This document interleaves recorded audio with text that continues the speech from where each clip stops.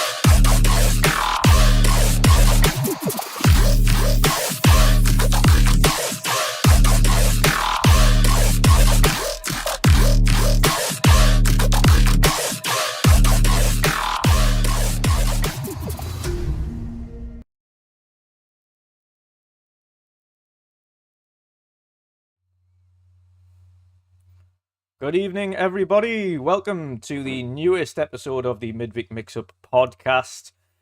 We are a little bit light on numbers today, but that doesn't detract from the fact that we're going to have an awesome show with some awesome topics.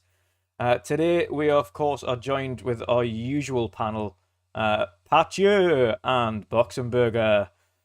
First of all, Patje, how are you doing today, brother? What you been up to? What you been playing? Well, I've been homesick for 2 days now. Feel better than yesterday and earlier today. So yeah, that's basically what's happening.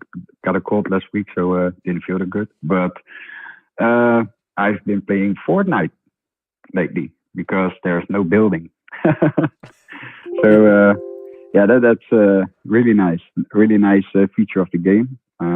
Unfortunately, I heard that the building is going away in a few days, 6 or 7 days or something. So it comes back, but yeah, I've been enjoying it. Yeah, I've seen quite a lot of people actually, including myself, are enjoying the game much more without building in. And quite a lot of the big streamers are saying the same thing. Without building, it's actually a good game.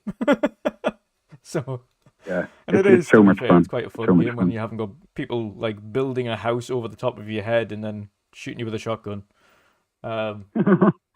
Exactly.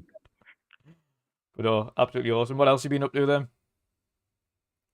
Not so much. Did some things around the house because tomorrow she needed to work, so I had some time to do some things here.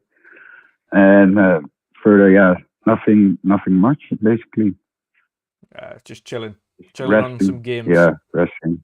Nice. Next up, Boxenberger. How are you doing today, brother? What you been up to? What you been playing?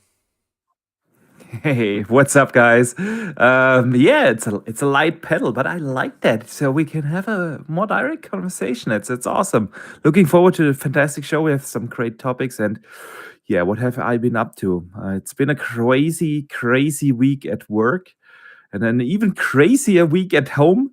My oldest son, he puked the entire week. My wife spent hours cleaning everything up, and the little one put a Lego brick in his nose, and I had to drive to the emergency room the other day with him. So, yeah, it's a crazy week. But in the evenings I was able to squeeze in some gaming, and of course I've been playing Elden Ring still. I do have a love-hate relationship with the game.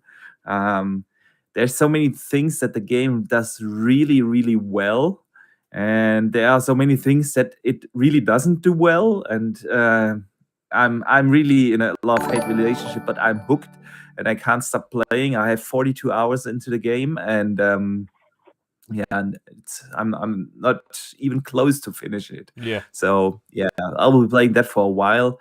I wanted to check out Tunic, to be honest, but I didn't find the muse to start another difficult game playing. Yeah. I need something relaxing, so I tried out Shredders. Yeah, any one of you guys have been playing Shredders? Yes, yeah, I've tried Shredders as well. Oh, What do you think before I give my spiel? Yes.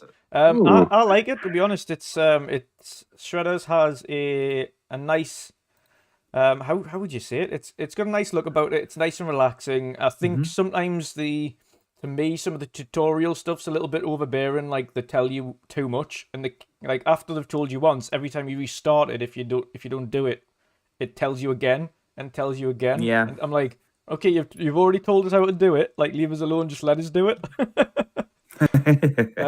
So I think maybe if I can switch that off, if there's a way to switch that off, that would be amazing. Before we continue, shout out to BMG for the 249 super sticker. Thanks, brother. Fist bump you too. Thank you. Yes, but yeah, Shredders, it's an awesome indie game, of course. We'll be talking about indie games today as well. Tunic is deceiving. When you start Tunic, it's got some really awesome, relaxing music. Like, it's such an awesome little game. But you're right, it is difficult. It's not like as hard as Elden Ring difficult, but it's certainly not a cakewalk either. Yeah, it's like a little minor downgrade from Elden Ring. Minecraft Dungeon. Is it like Minecraft Dungeons? Did you say? Yeah. Ish. It's more you only like. It's obviously one player. So it's a single player game.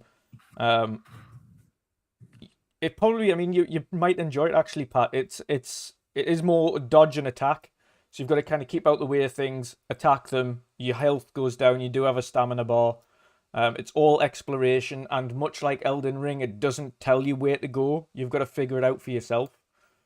Okay. So there's no real guides. The kind of instruction manuals and things you find within the game, you don't have them beforehand. So you actually unlock the instruction manuals on how to play the game whilst you're playing the game, which is weird. And to be fair, it is just figuring out for yourself. Like, there's certain sections where I've had to, like, you unlock a certain area of the map, or you ding some bell or something. I don't even know what I'm doing half the time, but it's a cool game. Okay. Oh, dear me. Okay. What else you been up to, Boxenberger, then? Yeah, that's pretty much it. I also went back and played a little bit of Doom Eternal since the last we had here, because I upgraded my man cave. You can see that right there. Yes. The LGC1 TV. So I've been going back to some 120 frames per second games.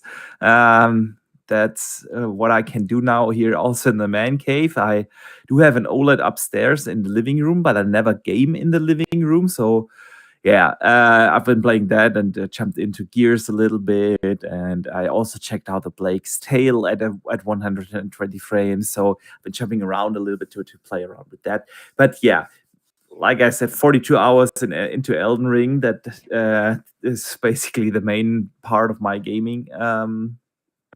And other than that, of course, I'm always working on stuff for the channel. Yeah. No, that's awesome. No, it's Elden Ring's one of them ones where you like myself. We've just had a discussion before we went on air actually about kind of one of the newer bosses, and figuring out where the next boss is after Godric. And obviously, you've told me speak to such and such. She'll tell you as well. Another shout out to BMG. Another 249 super chat. See you later, brother. Have a good evening. Bye Thank bye. you again. I don't know whether or not he's going, but he did say wave goodbye. Yes, he is. Okay, goodbye, BMG, Yeah, and thank he you. See you, man. Yeah. But yeah, it is an awesome game. We have got a couple of questions for your show tomorrow. Actually, when I'm on that, one of them is about Elden Ring. So we'll obviously discuss our overall thoughts on that particular question tomorrow. But yeah, absolutely. it is a good game. It's going to kind of influence a few people that have been working on that game. Not even just that game, just in the market, I think, just to kind of see where they can improve their things and what things they can take from that game and why it's been so successful and why people that wouldn't usually play a Souls game have dove into it head first and loved it. So I think, yeah, it's quite a bit to take away from it and dissect it, really, and see why people have loved that game so much. But yeah, awesome stuff. And General C joins us as well. Brother. Hello, thank you for the invite. You're welcome. I literally just finished my dinner and saw the invite. I was like, oh, I better get to the studio. How are you doing today, brother? What you been up to? Not too bad, not too bad. Finally completed Guardians of the Galaxy. I bloody enjoyed ever living shit out of that game. Yes, I might have to play it again as soon as possible. It was so good. Yeah, I've seen. Yes, it is. It is. I've seen stuff Sean playing pretty much all the way through it. I think he's not far from the end as well, to be fair. I think, and he loves it. Yeah, I think he posted early. He's in chapter 12, so yeah. I need to get some catching up. I need to get some catching up. It's a long game. And yeah, it's well worth the investment of time and money. Absolutely. It's a great little What game. graphic mode did you play it on? I just played it on the default options. I didn't change anything. I enjoyed every moment of the story. The game looked really beautiful. Like, it's such a vibrant and colourful experience, and the soundtrack to top it off just elevates the game on a whole new level. It's an amazing experience. Yeah. Kind of wished I'd picked it up sooner, to be honest. It's how I felt last year. I didn't buy it at launch. I bought it in a sale, and I don't know, the fall sale or something like that. And I was like, oh man, that game would have been worth a day one purchase. It was the biggest surprise of 2021. Fantastic game. Yeah, that's where I was at. I was like, I just wished I played this sooner, because I had that like feeling where I wasn't sure whether I wanted to buy it because how bad the Avengers game was from Square Enix. But this is nothing like that. This is way better than the Avengers experience. Absolutely, absolutely. I'd say I'm still on chapter 5. Obviously, Elden Ring's distracted me, but I do want to play more of it because the what I've played of Guardians has been great. I've enjoyed the story. I've enjoyed the characters. I've enjoyed a much more linear game, should we say, for a change, which has been a pleasant thing. The music, of course, is perfect because it's my time. It's 80s. I love 80s rock, specifically the proper classic 80s rock. So yeah, it's awesome, and obviously the story's only going to get better from what I can gather, and what I've already enjoyed, what I've played so far. So I definitely need to probably put Elden Ring down a second and play a little bit more Guardians. Pat, have you played I'm much a huge Guardians? Marvel fan, so it's probably one of the reasons why I love it. Yeah. But I'd even recommend this to someone that isn't a Marvel fan because you can play this and not have to worry, is it going to be too Marvel? Yeah. It's well worth the try at least, I'd say. You've got Game Pass, download it, Absolutely. give it a whirl. Absolutely. 100%. Pat, have you played much And of to be honest, I haven't seen. Sorry, No, it's all right. please. Pat, have you played I much haven't of seen Guardians? any Go more. on. All right, Dutch, please go ahead. I was just going to ask Pat if he's had a chance to play much of Guardians of the Galaxy yet as well. No, not yet. Not yet. He's on my list to download. So yeah, I'm definitely gonna download it because I see a lot of positive feedback and reviews on the internet. So yeah, I'm definitely gonna try to play the game for sure. Nice. I definitely Now and now hearing General C saying that he wants to play it for the second time, that Yeah, I'm that going to. confirms that it's really good. So and I like Marvel as well. So yeah, Awesome definitely stuff. gonna do it. Boxy, what were you going to say, brother? Yeah, the interesting thing about this is that I really have not seen anyone saying something bad about the game who has actually played it. Everyone who picks that game up seems to like it. It's really crazy. I've seen a lot of people like, yeah, I'm not getting this because of Avengers and how that went. But everyone who actually tried the game really liked it. Yeah, it's a Yeah. great experience. And the positives as well is it's not full of microtransactions. It's not a live service game. It's you pay for the game you've got. It's a 20 to 30 hour long experience, depending on how much time you take exploring each different like world you come across. It's not an open world game, but there is a lot to explore and there's a lot to find, like costumes and collectibles and little like data logs of lore stuff and all that. Mhm. It's a lot to take in with this game, and it's well worth the play and even the purchase if you to purchase the game. Jesus, let's fix this quickly first. Jesus Christ. Oh, dear me. What's going on? Let's just switch that back there. There we go. That'll sort it. No, I completely agree. To be honest, it's the size of the game. It's a stunning looking game as well, which is one of the better things I've seen about it. It performs really well. There's a lot of it's just a straightforward, nice game to relax with. There is a couple of cool bosses. There's a couple of cool things to do. But yeah, I mean, what would you give it out of if you had to rate it out of 10? What would you give it? I don't really rate games by numbers, but if I had to, I'd say it's a 9 out of 10 Nice. because you just get it's a great story, great actors. I can't really fault the gameplay too much, apart from when I first got into it. It felt a little bit too retro for me, but that easily passed within like the first 10, 15 minutes of the game. Yeah. And I had a lot of fun with the gameplay. I know I've heard a lot of people say the gameplay feels a little bit clunky in places, but I can't say I've experienced that. Once I got used to the control scheme, it's just plain sailing. Yeah. So yeah, I'd say it's worth a 9. Nice. Awesome stuff. Let's get into the first topic. It's a much easier topic, actually, much more streamlined. First topic for today is Gran Turismo 7's ongoing fiasco.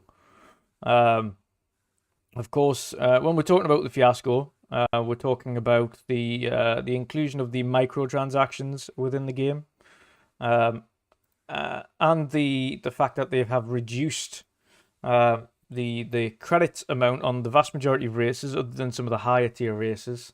So it's actually harder to earn in-game credits as well.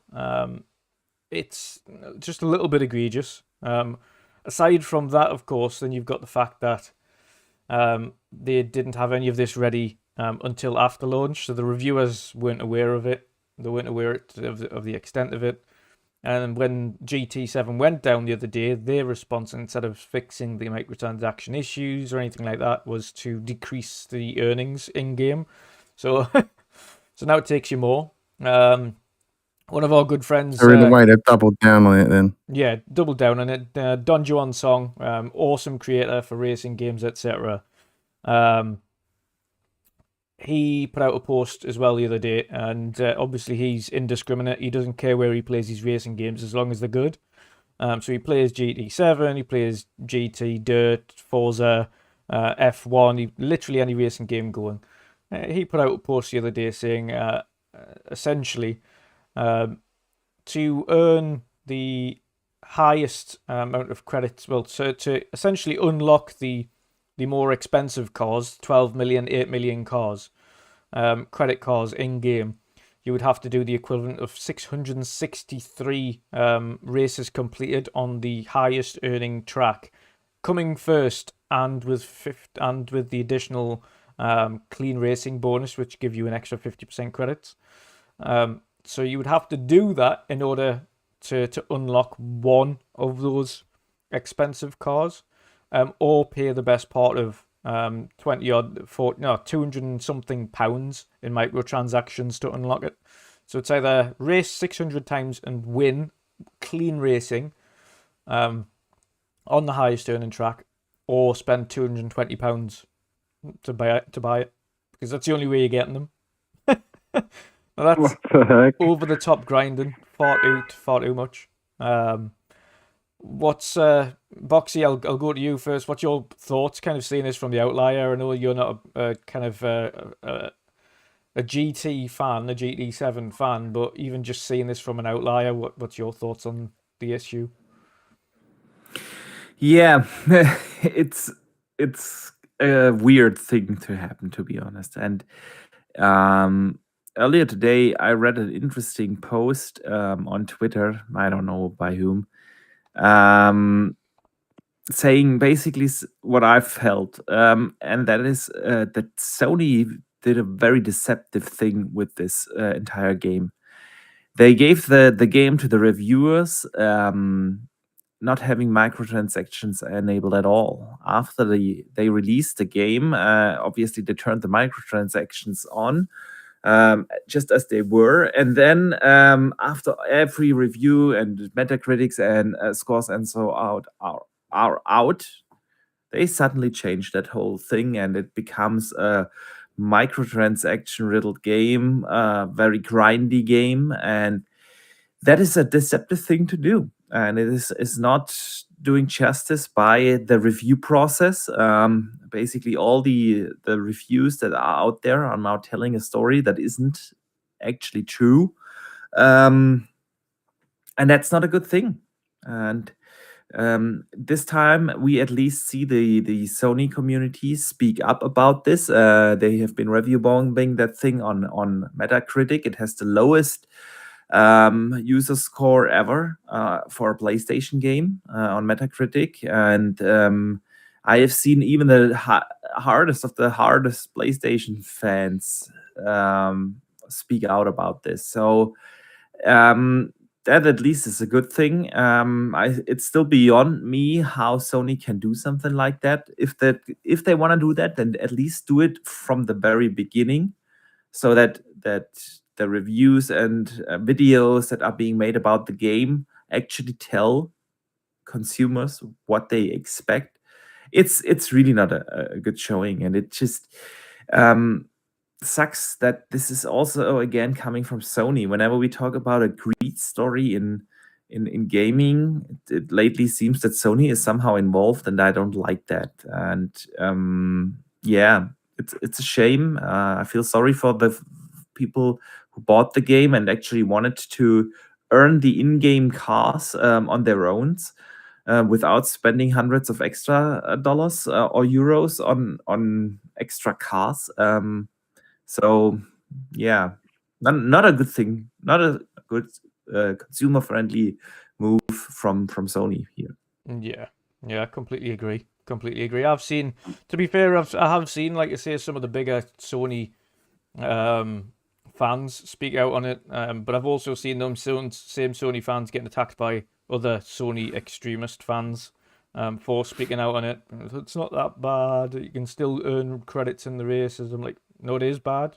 And like, if you keep, it's a $70 game, £70, €70 game, whatever it is that you put in any already currency. paid the extra fee. Yeah. You've paid for the content, and to then add these egregious MTX on top of that is a different story. It's not like Halo Infinite had egregious MTX when it launched, but that was a free-to-play game. And they are all optional. It's all just cosmetics. There's a real difference if you withhold actual game content. If you want to drive that fancy sports car, you have to spend dozens and dozens of hours of grinding to get one car. Or spend the extra money. So it's not just cosmetics here. We are talking actual game content. Locked off behind microtransactions. And that's really not a good thing. It's not. And I said one of the issues you've got with it as well is the fact that people always cite just unlocking the cars in GT7, and what you don't realize, or at least a lot of people that don't realize with GT7, is it's all well and good just unlocking a car in GT7, but the way that game works is essentially to be able to be successful and competitive within the actual races, you need to upgrade that car to race specs. And to do so, you need to spend hundreds of thousands of more credits to get the car to race spec in order to compete. Because if you don't, and you've got that set to race difficulty, which then you're not going to compete properly, and you're not going to win, which means that you're not going to get top credits when you're finishing, which means the grind's going to be longer. So if you're buying a car, it feels like really grindy mobile game tactics. Yeah, that's exactly what it feels like, and that's what I've said. It wouldn't be so bad if it was free to play, but it isn't free to play. It's a £70 game, and if you're buying a £70 game, which I have, obviously I share with Forza Erwin, but if you buy a £70 game, and then the only way to really unlock some of the top tier cars and not be racing around in just street car. I mean, even there's another thing as well, by the way. The newest car in the game that isn't a concept car is 2017. So they don't even have newer model cars in the game. So I don't know what they've been doing. But so the latest model is 2017. Is that true? Yeah. Is there really the latest car model is 2017? Yeah. Wow. So they have been basically adding 0 extra cars or new cars since GT Sports. Added what they class as vision cars, which is the vision cars are concept cars from manufacturers. But all of those are like top tier, like £1-2 million cars that you can race with. Just absolutely mad. Shout out to Mr. Joanna Dark there for a $10 super chat. Thank you, brother. It says, with GT7 drama and Activision doing something similar in the past, should people in media outlets who review games do right by their community versus be afraid to be blacklisted? I think specifically after GT7, you've seen a lot of the media outlets call them out now, specifically on this. Now, I think retrospective reviews, going back and downgrading reviews based on it, would be the right thing to do. And saying, essentially editing and saying, this is actually the review score that we're going to give it based on the information we now have on the game, following things that we didn't have previously. And we've seen, and this isn't like something that happens years down the line and then you retroactively review again, because we've seen someone do an updated review for Sea of Thieves, for instance, because it was reviewed purely at launch because there was no content. And obviously now, further down the line, they're like, retroactive review, this is what we would give it if we'd review it today, but it doesn't go on Metacritic. However, these reviews came out, and then the day later, the microtransactions happened, and then a few sites did downgrade their scores. A few others, however, just called them out in statements or called them out in articles. What do you think? That should be classed as false advertisement. It is, yeah. I mean, what do you think? What do you think on general scene? Not just on that, but obviously on what Mr. Joanna Dark said there. Let me just read his thing again quickly. Input. I think they should do right by their communities, definitely. They shouldn't fear being blacklisted because at the end of the day, Sony need the reviewers. They can't blacklist everyone. Yeah. So I think reviewers should really come out in full force, change their reviews, because that's false advertising. You've sold the product to reviewers as a game that's not got all that extra fluff in it, microtransactions wise, and then you pulled the rug from out under their feet. Basically changed it a day later. So Yeah. it's just a scummy tactic that needs to be outed. And the only way to do that is for these reviewers to cover that and change their opinions. Especially the bigger ones that are 100% not getting blacklisted. If an IGN, a Kotaku, a Polygon, or whatever would do that, there's no way that they would get blacklisted for that. Yeah, too big. That's just not happening. Yeah, that's happening for Exactly, they're too big of a company. Yeah, exactly. That's if it is happening at all.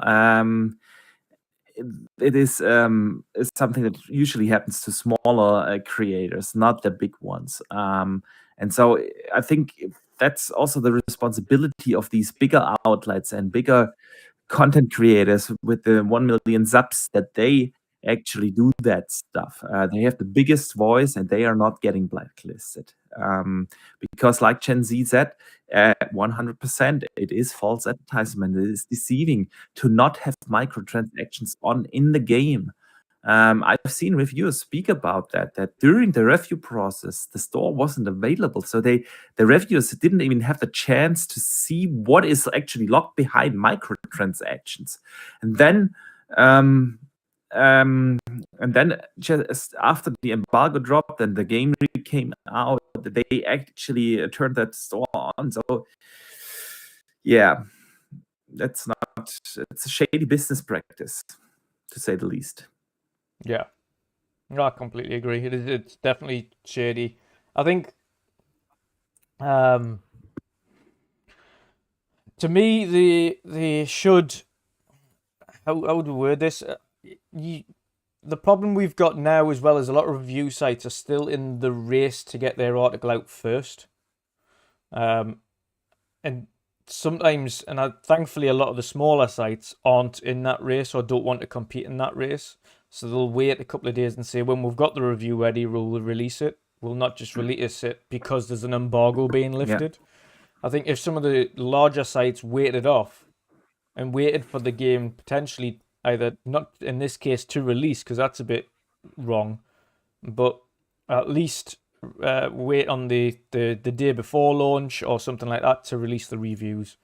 Yeah, or at least retroactively change the scores, add an additional note to your review on your website.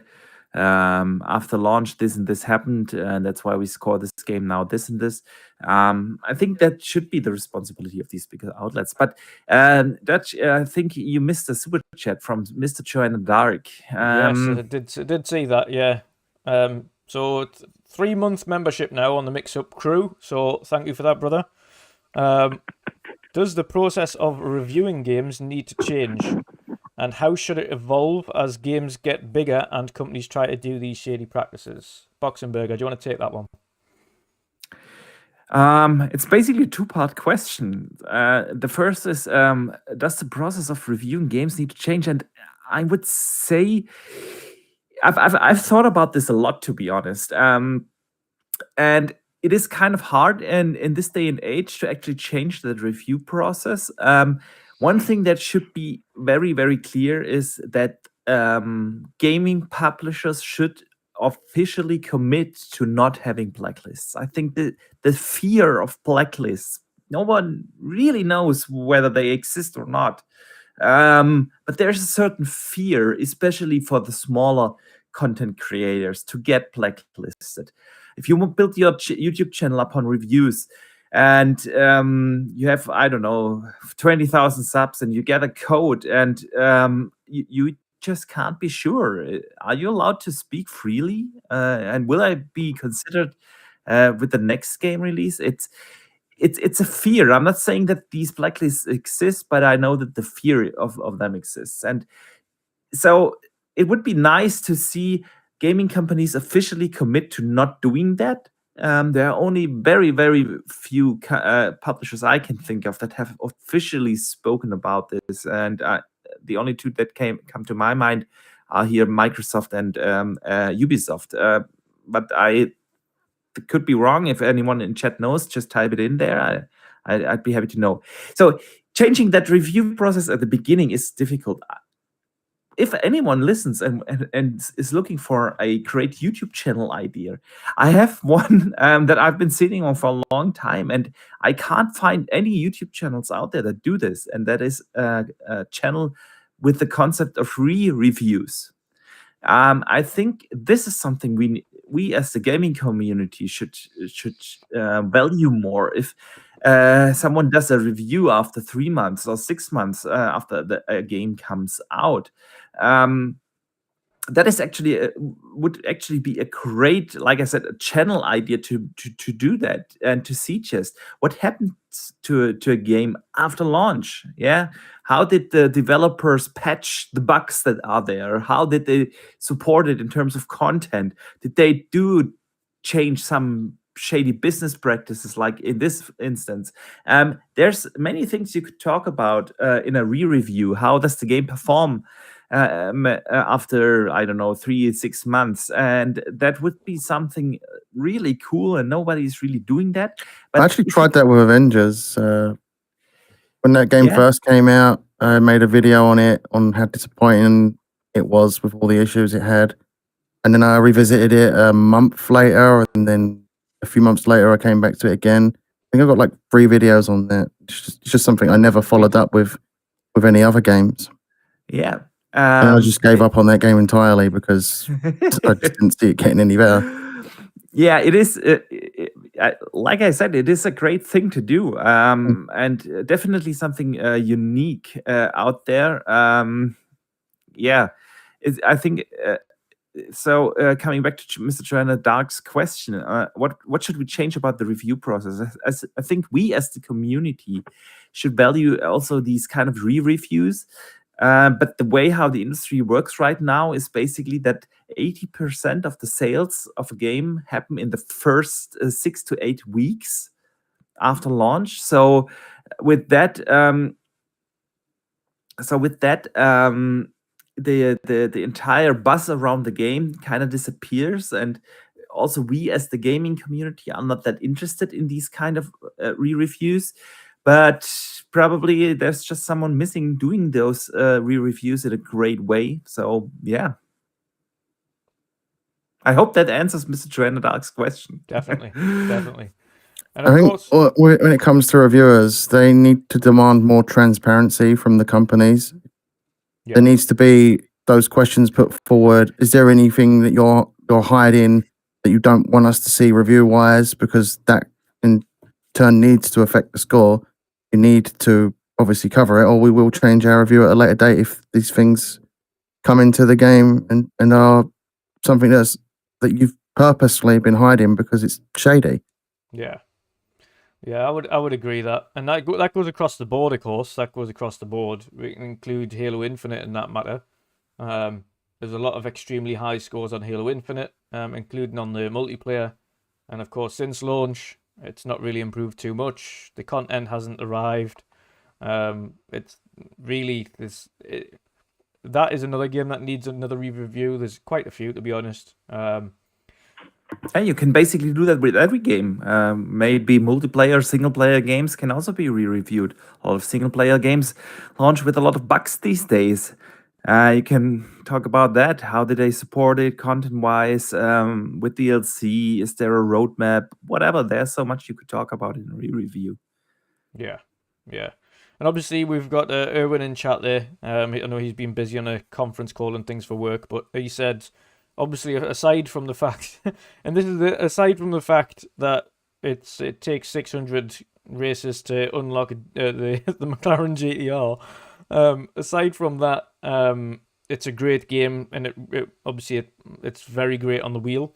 And of course, I'd have to agree, it's a great game. The problem is unfortunately all the hard work of the developers is kind of unfortunately cast under a bad light, because their bosses have decided that microtransactions and reducing credit earnings and all of this stuff is unfortunately overshadowing what otherwise would be a great racing game. So much so that certain sites, even like your Digital Foundry, etc., are now kind of doing things on Grid Legends and saying, with everything that's happening with GT7, what about Grid Legends? Let's look at that. Let's look at how great a game that is and how well that's performing and things. So it's got its competition out. Of course, Forza Motorsport, when that comes out, needs to do things right. There's obviously going to be some kind of I don't know whether it'll be MTX, but there's definitely going to be car packs. There's definitely going to be season passes and things like that for Motorsport when it comes out. Obviously, we'll have to wait and see what happens with that and how well that performs, but it needs to get the basics right. I think having an up-to-date car list is going to be one of the key things on Forza Motorsport initially. Obviously, the performance being a nice rock steady 60 frames, maybe it's 120 frames if they can push it that way. And obviously, then making sure that the sim side of things on Motorsport is also top tier. I think that's kind of key as well for that going forwards. But yes, we have to call it out when it's happening.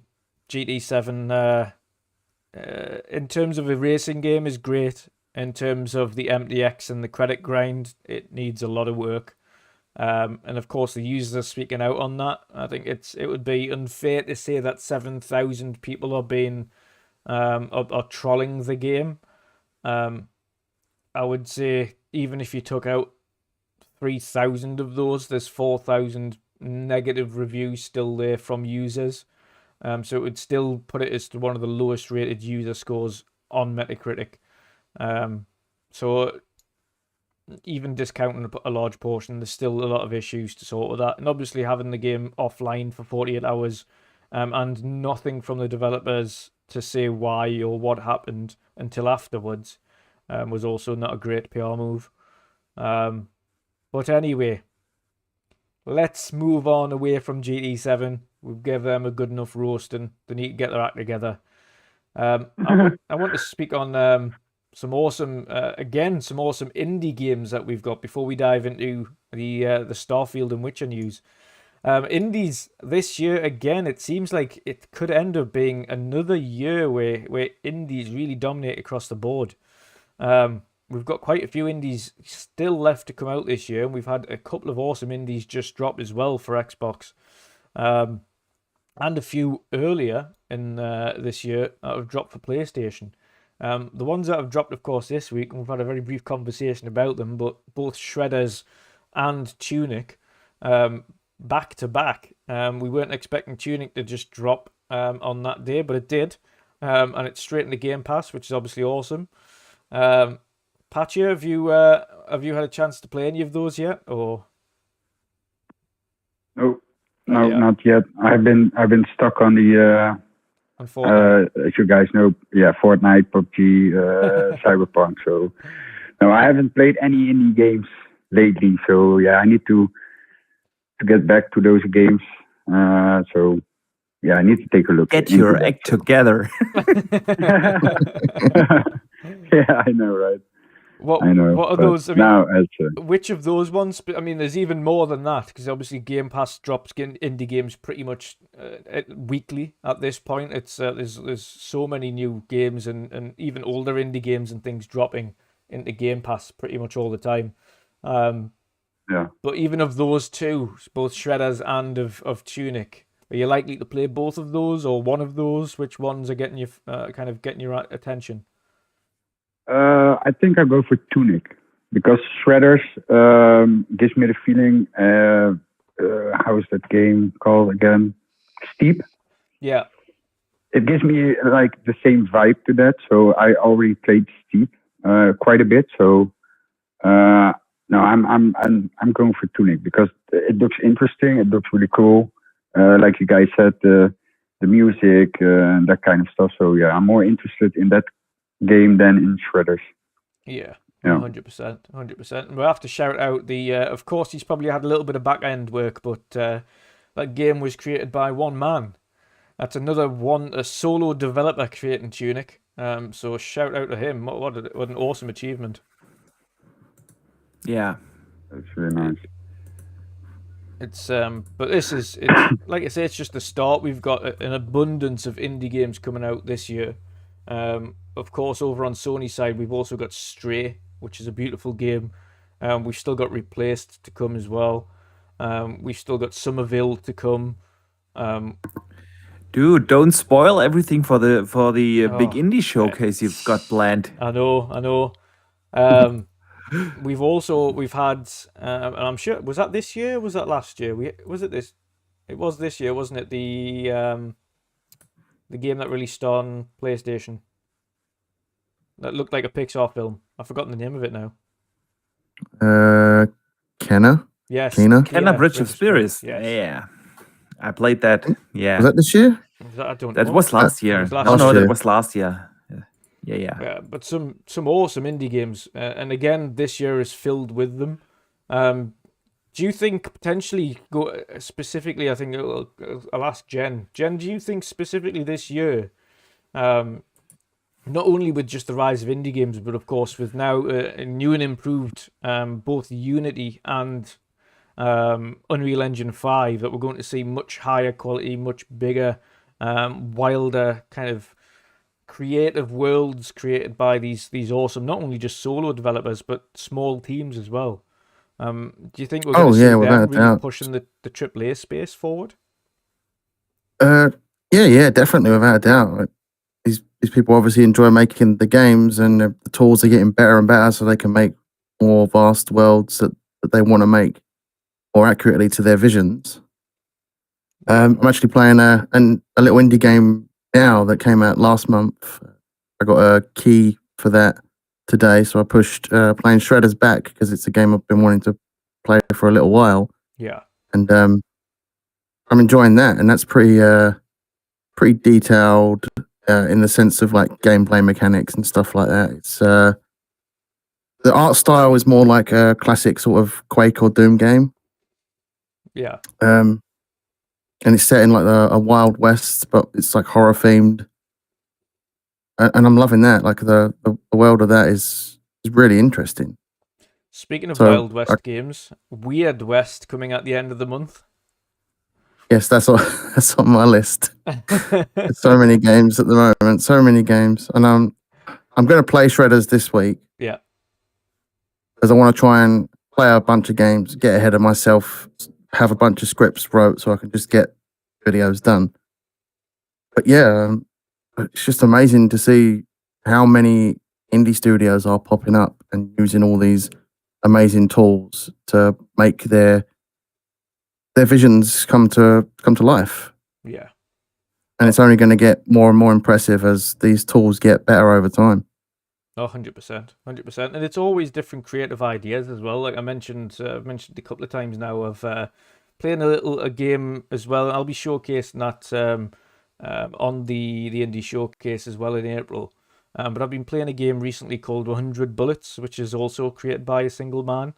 And it's very Asteroids-esque. I've mentioned this, of course, on the weekend show. But instead of having asteroids that you've got to dodge and move out of the way of, the 100 bullets that you fire are the asteroids that you need to move away from. And the only way that you can actually get away from, the only way you can fire the weapon is by moving. And when you stop moving, it stops counting down. So you have to always be moving, otherwise you never clear the level, which means you have to fire the 100 bullets and you have to dodge them all. But every level changes. It's created for Xbox and Steam.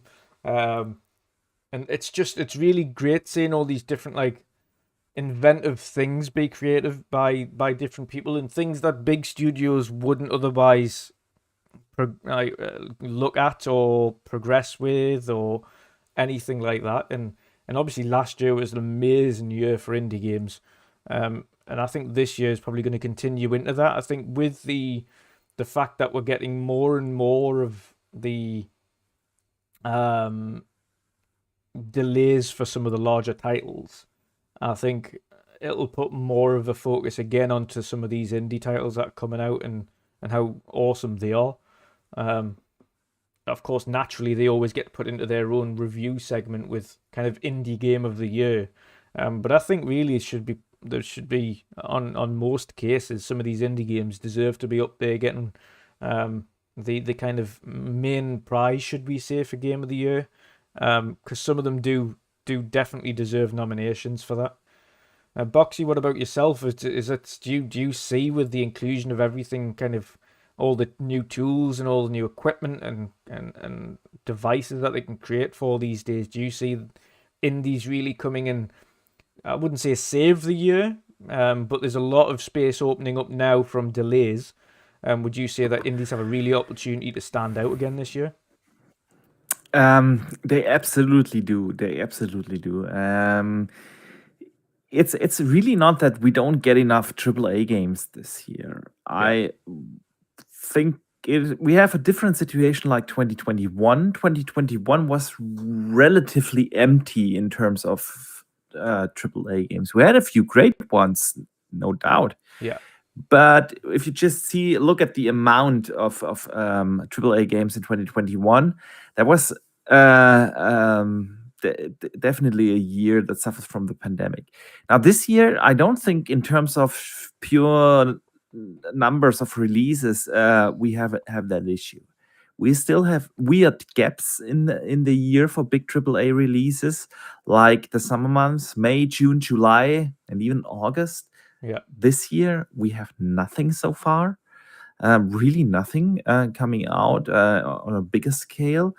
That's the one thing. The other thing is, what I mean is with the one thing is that indie games can actually fill these gaps really well. And even if the bigger games come out, indie games can be very, how do you say, relaxing, and can distract you from some of the more serious, bigger games. Yeah. Like, for instance, I'm playing Elden Ring right now, and I'm actually looking forward to play a couple of indie games. I mentioned it earlier. I wanted to play something calming, as something relaxing. That's why I tried out Shredders. It's especially as hardcore gamers, we play through these big AAA games relatively quickly, usually. Yeah, like 2 weeks, and bam, the next blockbuster is done. And that's the audience that these indie games can really how do you say, this is really us hardcore gamers are the audience for these indie games, because there are simply not enough AAA games for us to keep us busy the entire year. That's just a fact. And so these indie games can really not afford a big marketing budget. So naturally, their target audience isn't the casual gamer that gets his news off of billboard advertisements and TV advertisements. That's not what they do. But we hardcore gamers, we are on Twitter all day. We are on, I don't know, Facebook and other social media channels and talking about games. Yeah, I mean, watch a lot of the big like video events and all that. Yeah. So we see a lot of these indie games getting Exactly, announced. we see them, and we can use them for ourselves also very well as gap fillers in between the bigger releases. So yeah, indie games always have a great time to shine. And that being said, there is a lot of potential and a growing customer base for those indies. There's another thing happening in the games industry, and that is what you mentioned earlier, Dutch, is the tool thing. It is easier to make games than ever before. Many years ago, you would have actually needed to be able to code properly and have a certain degree of understanding in how art design and stuff works. Today, it is a lot easier. I'm not saying that the devs don't need to know anything. I have the highest respect for solo developers like the Tunic guy or Joe from Song of Iron.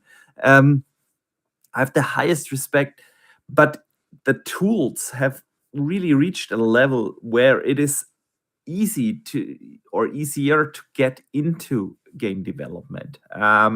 Anyone can do it. You don't have to have a knowledge in how to program in C++ or something. Yeah, it's really not required anymore. Any creative person can do it, and that is also something why we will see a lot more games coming from smaller studios, smaller teams, and even single developers. And yeah, so the times for indies have never been better, and I can't wait to play some of them. Today I made a video for you.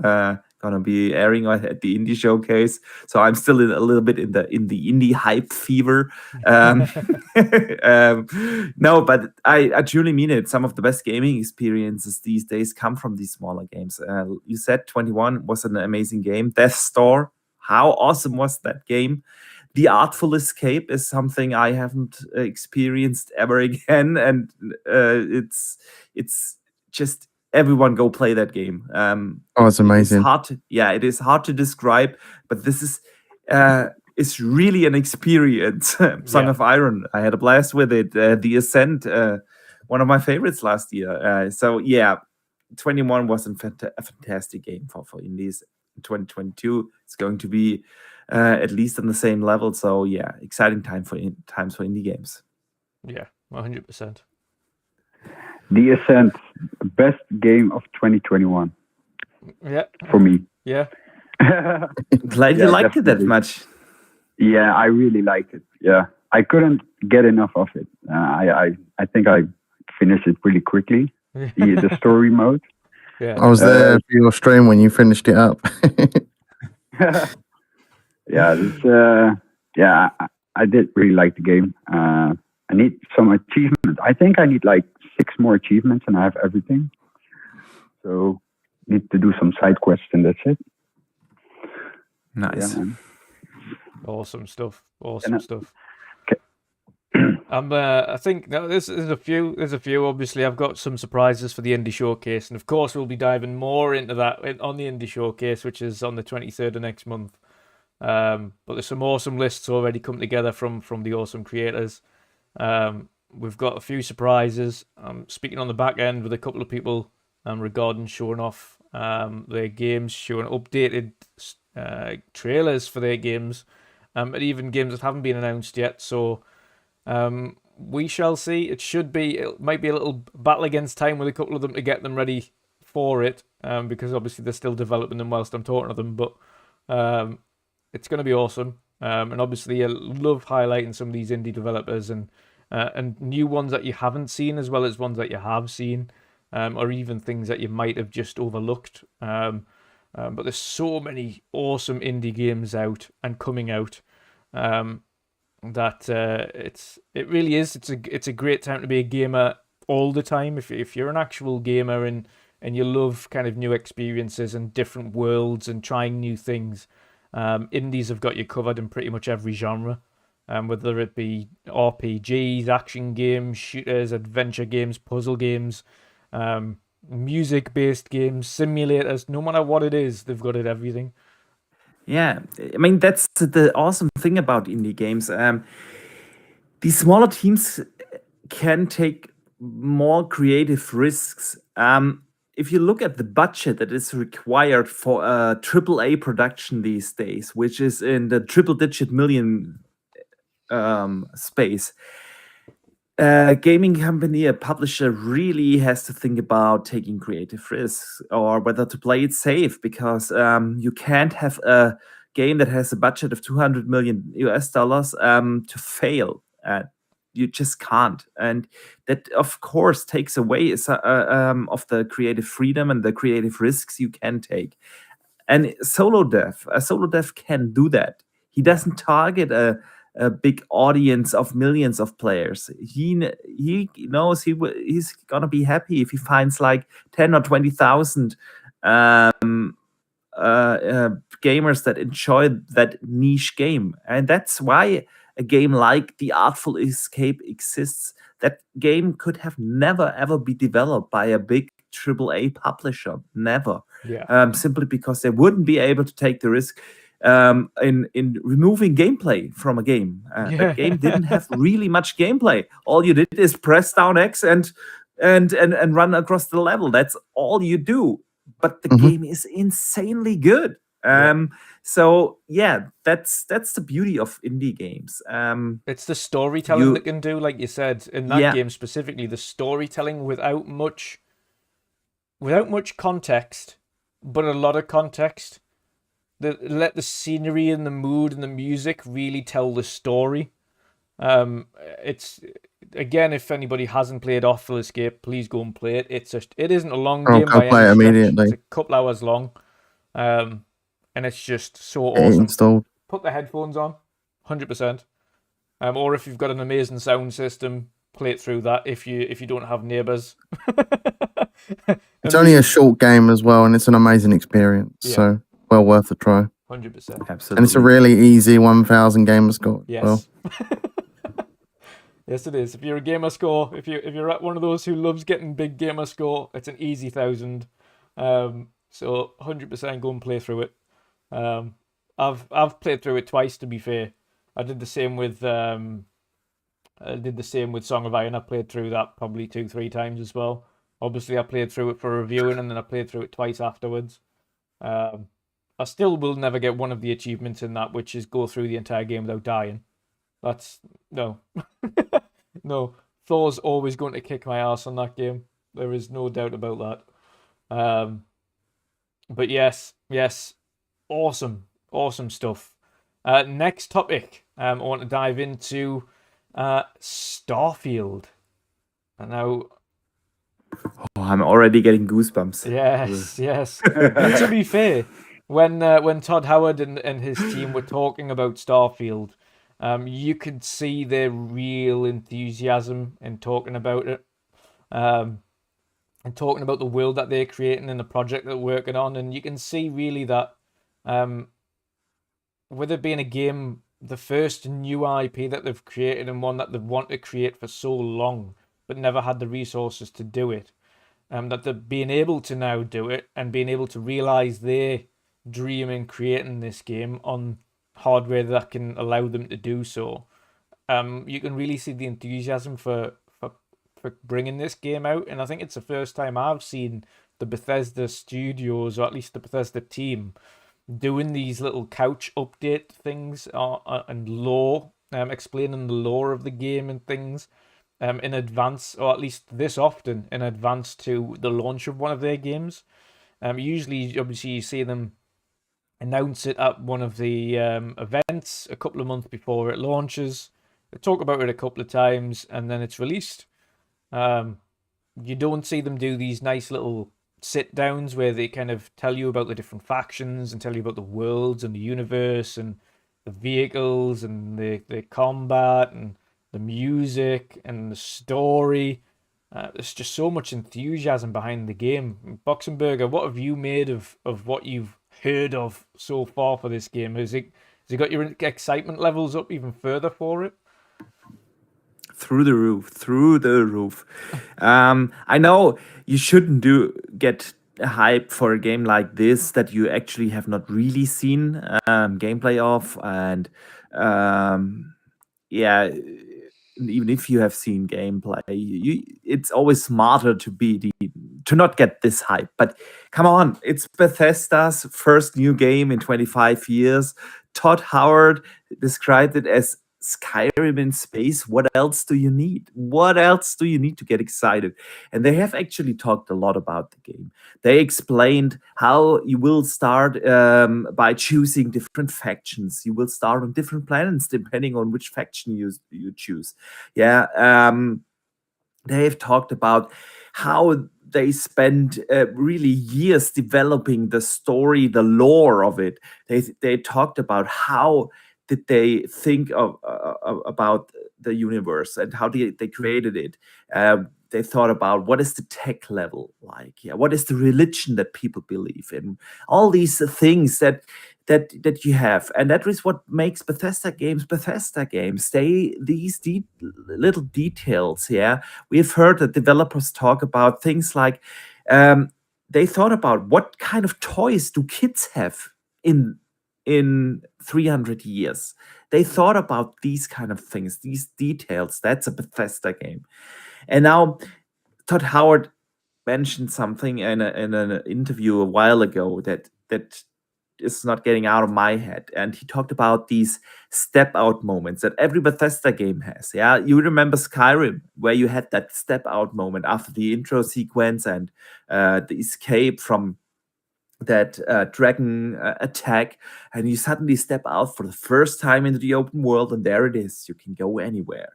You have that in Fallout. You have that.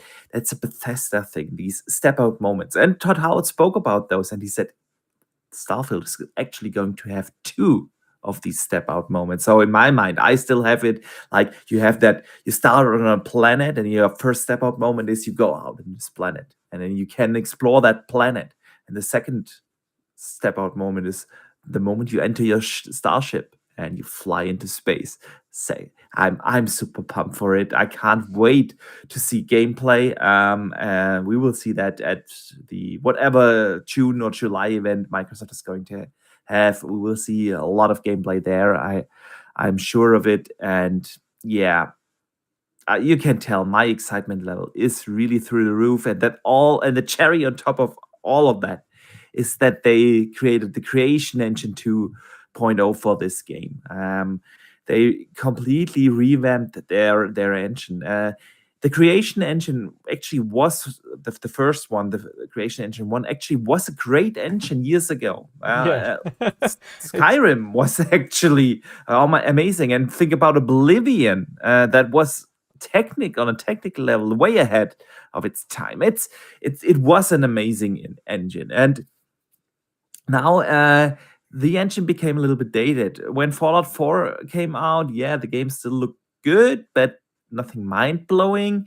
And then with Fallout 76, we have seen the real problem of that engine is the missing netcode. Yeah, they had to implement the Quake, the 20-year or 15-year-old Quake netcode into the Creation Engine to make online available in that engine, and that's where most of the problems actually came from. Yeah. So now they built this Creation Engine 2.0. Todd Howard talked about it, that they really changed everything in that engine. They changed procedural generation, pathing, everything, and the entire rendering pipeline. So now hearing all that and knowing that the game is only going to come out on current gen consoles only, no release on the Xbox One console family, I am having real high hopes that this is going to be the first true current gen engine showpiece, graphic showpiece, where we see vast open worlds, short load times, no pop-ins, where you have these things where level of detail isn't for the player noticeably changing when moving across this universe. I expect high level quality of textures, BRS and sampler feedback probably going to be used, and all that at 60 FPS. I really can't wait to see that engine in action, and especially to play the game, of course. Gonna be awesome. Yeah, 100%, 100%. I could go on for hours. You have to stop me here. Same. So I'm handing it over to Pat. Pat, what do you think? Are you excited for Starfield? Oh yeah, I saw the extended trailer last week.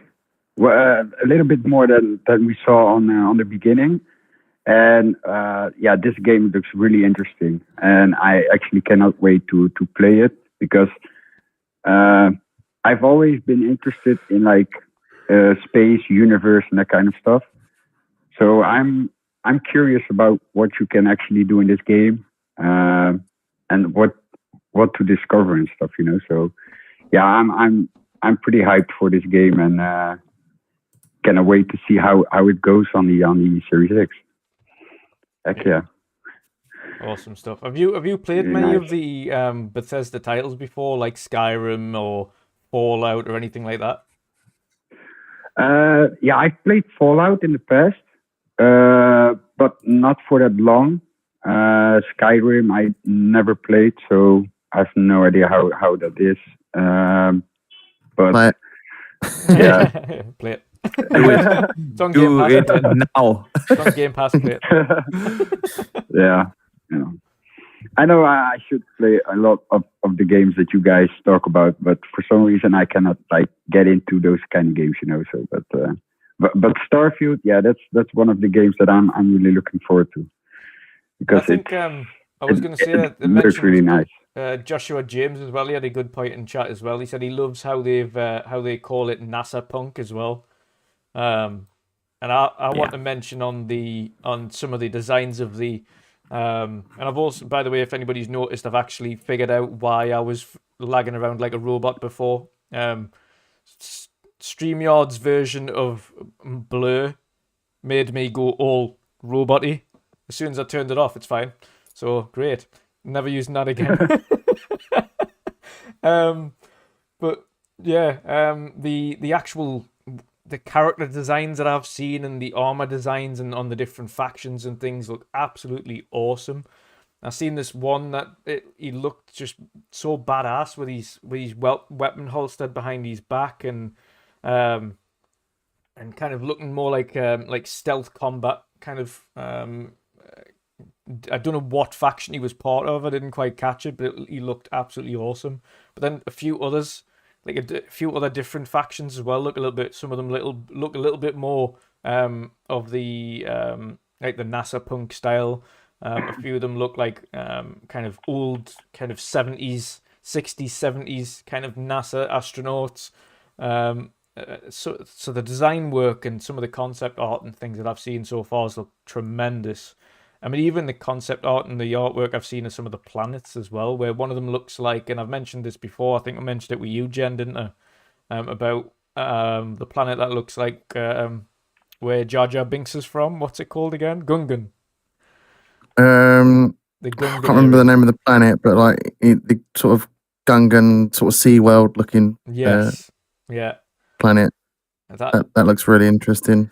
Yeah, that's more the corporate faction there. Yeah. and that just looks insane. It was just some of the details, and I just like, you know what I love about the concept art specifically is watching artists really put their ideas into paper and showing off what they can do and their thoughts and their creativity.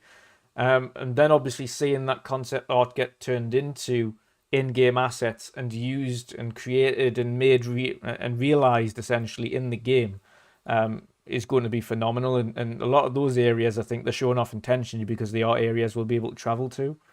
Vin, what's your overall thoughts on Starfield? Are you excited for it? Jen? Yeah, I can't wait for there's that one planet that I'm really interested in that kind of looks a bit like Tatooine from Star Wars. Yes. And like you can join the faction there, and it kind of look a little bit like, I guess, a Mandalorian in the way. And that's something I really want to sort of experience in that game. I'm hoping you can be that sort of like Mandalorian bounty hunter type character, because that's the stuff that really will appeal to me. Yeah. I'm really into those sort of like Western games and sci-fi Western sort of stuff as well. It's just something that I just vibe with, and I can't wait to explore that sort of planet and see what shenanigans I can get up to, and what like random activities can happen on each planet as well. Interesting to see. I'm looking forward to getting the kind of choice system back again, where you have consequences for choices. I loved, you know what it is, that I loved that in the Outer Worlds. I loved the consequence system in that, and how it all shaped up, and then you got your results at the end essentially of the game, where they told you what your actions consequented in, what happened at the end of it. I'm guessing that's one of the things. I know, Boxenberger, your eyes lit up there when I mentioned the consequence system again and making it more of a hardcore Bethesda title again. So is that one of the things you're really looking forward to? Yeah, absolutely. And in the last Dev Diary they published, they actually talked about them having a new conversation system where your answers are not black and white anymore, and it's more gray. And they have really spent a lot of time developing an AI to make these conversations more like you would have them with a real person. So I can't wait to see how that turns out. But they were really proud of that new conversation system. So Yeah, I think it's just something they said they did in Oblivion, but they've sort of brought it back in a way and improved way upon it. yeah, I mean, back in those days, you always kind of knew what you need to say in order to get the best possible outcome. Yeah, and I think that's definitely something that they've learned. And yeah, I was thinking about this a lot. How they, because in the last Death Diary they went on for 2 minutes or so about how they changed that conversation system. So it's got to be something great, and yeah, can't wait. Yeah, 100%. 100%. Quick shout out to Pink Vibes, of course, for the awesome €5 super chat and the 3 love hearts. Thank you very much, Pink Vibes. Yeah, it's, you know what it is, like I mentioned, they haven't gone back to more of that hardcore feel, but I think it's just the thing that stands out to me specifically is just to see the pure enthusiasm behind Todd Howard and his team again for creating the game that they want to create. I think being able to create something new and not just doing Elder Scrolls and Fallout and Elder Scrolls and Fallout and Elder Scrolls. I think being able to Yeah, they must have got bored of those 2 rotations. And Yeah. you can see the excitement because they're working on something new, and I can't wait to see what they've put together when they actually show gameplay off. Yeah. I mean, they talked about that. There was even an interview last summer where they spoke about them pitching the idea of Starfield to Star Trek. That was at one point an idea to bring the idea of the game into that universe. But they spoke about it, how they actually wanted to start the development of Starfield multiple times over the last 15 years, but never had the chance to, because not just they were busy with Elder Scrolls and Fallout. It was more like the tech wasn't there, so Yeah. they would have to strip back of the idea what Starfield is going to be. And now that they have the tech available that can realize that that vision, yeah. Yeah, 100%. It's you know what it is, and obviously Elden Ring is rightfully capturing the news and the headlines right now, and deservedly so. It's took its own genre and really expanded upon it. It's pushed out the boundaries. It's got other developers speaking both positively and negatively about it, about ways it can be improved, ways it pushes the genre in open world action RPGs forward. And obviously it's a Souls game at the end of the day as well, but Starfield is, in my eyes, I still don't see God of War coming out this year. I still think God of War could end up getting pushed to next year, but I think Starfield is probably going to be next year as well. Yeah, the only other game this year that stands a chance against Elden Ring, for that allotted game of the year, kind of shout out.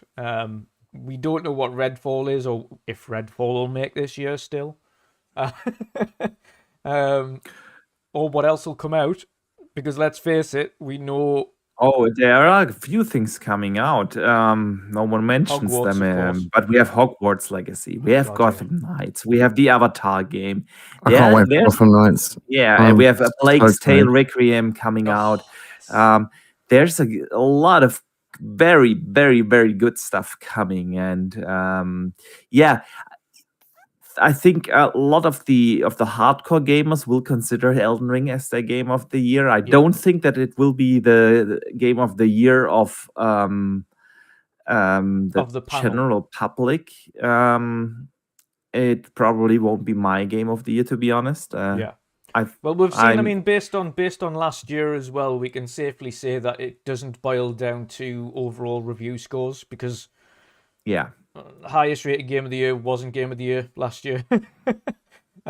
Yeah, and that's kind of a good thing because I always Twitter out review scores as well, but the thing is, I could easily give a game a 9.0, and it's my game of the year, and later I play it, and I also reviewed that year a game that I gave a 9.2, and that doesn't mean that these scores are not valid or good, but the thing is. When you talk about game of the year, this is something you can hardly judge after directly playing the game.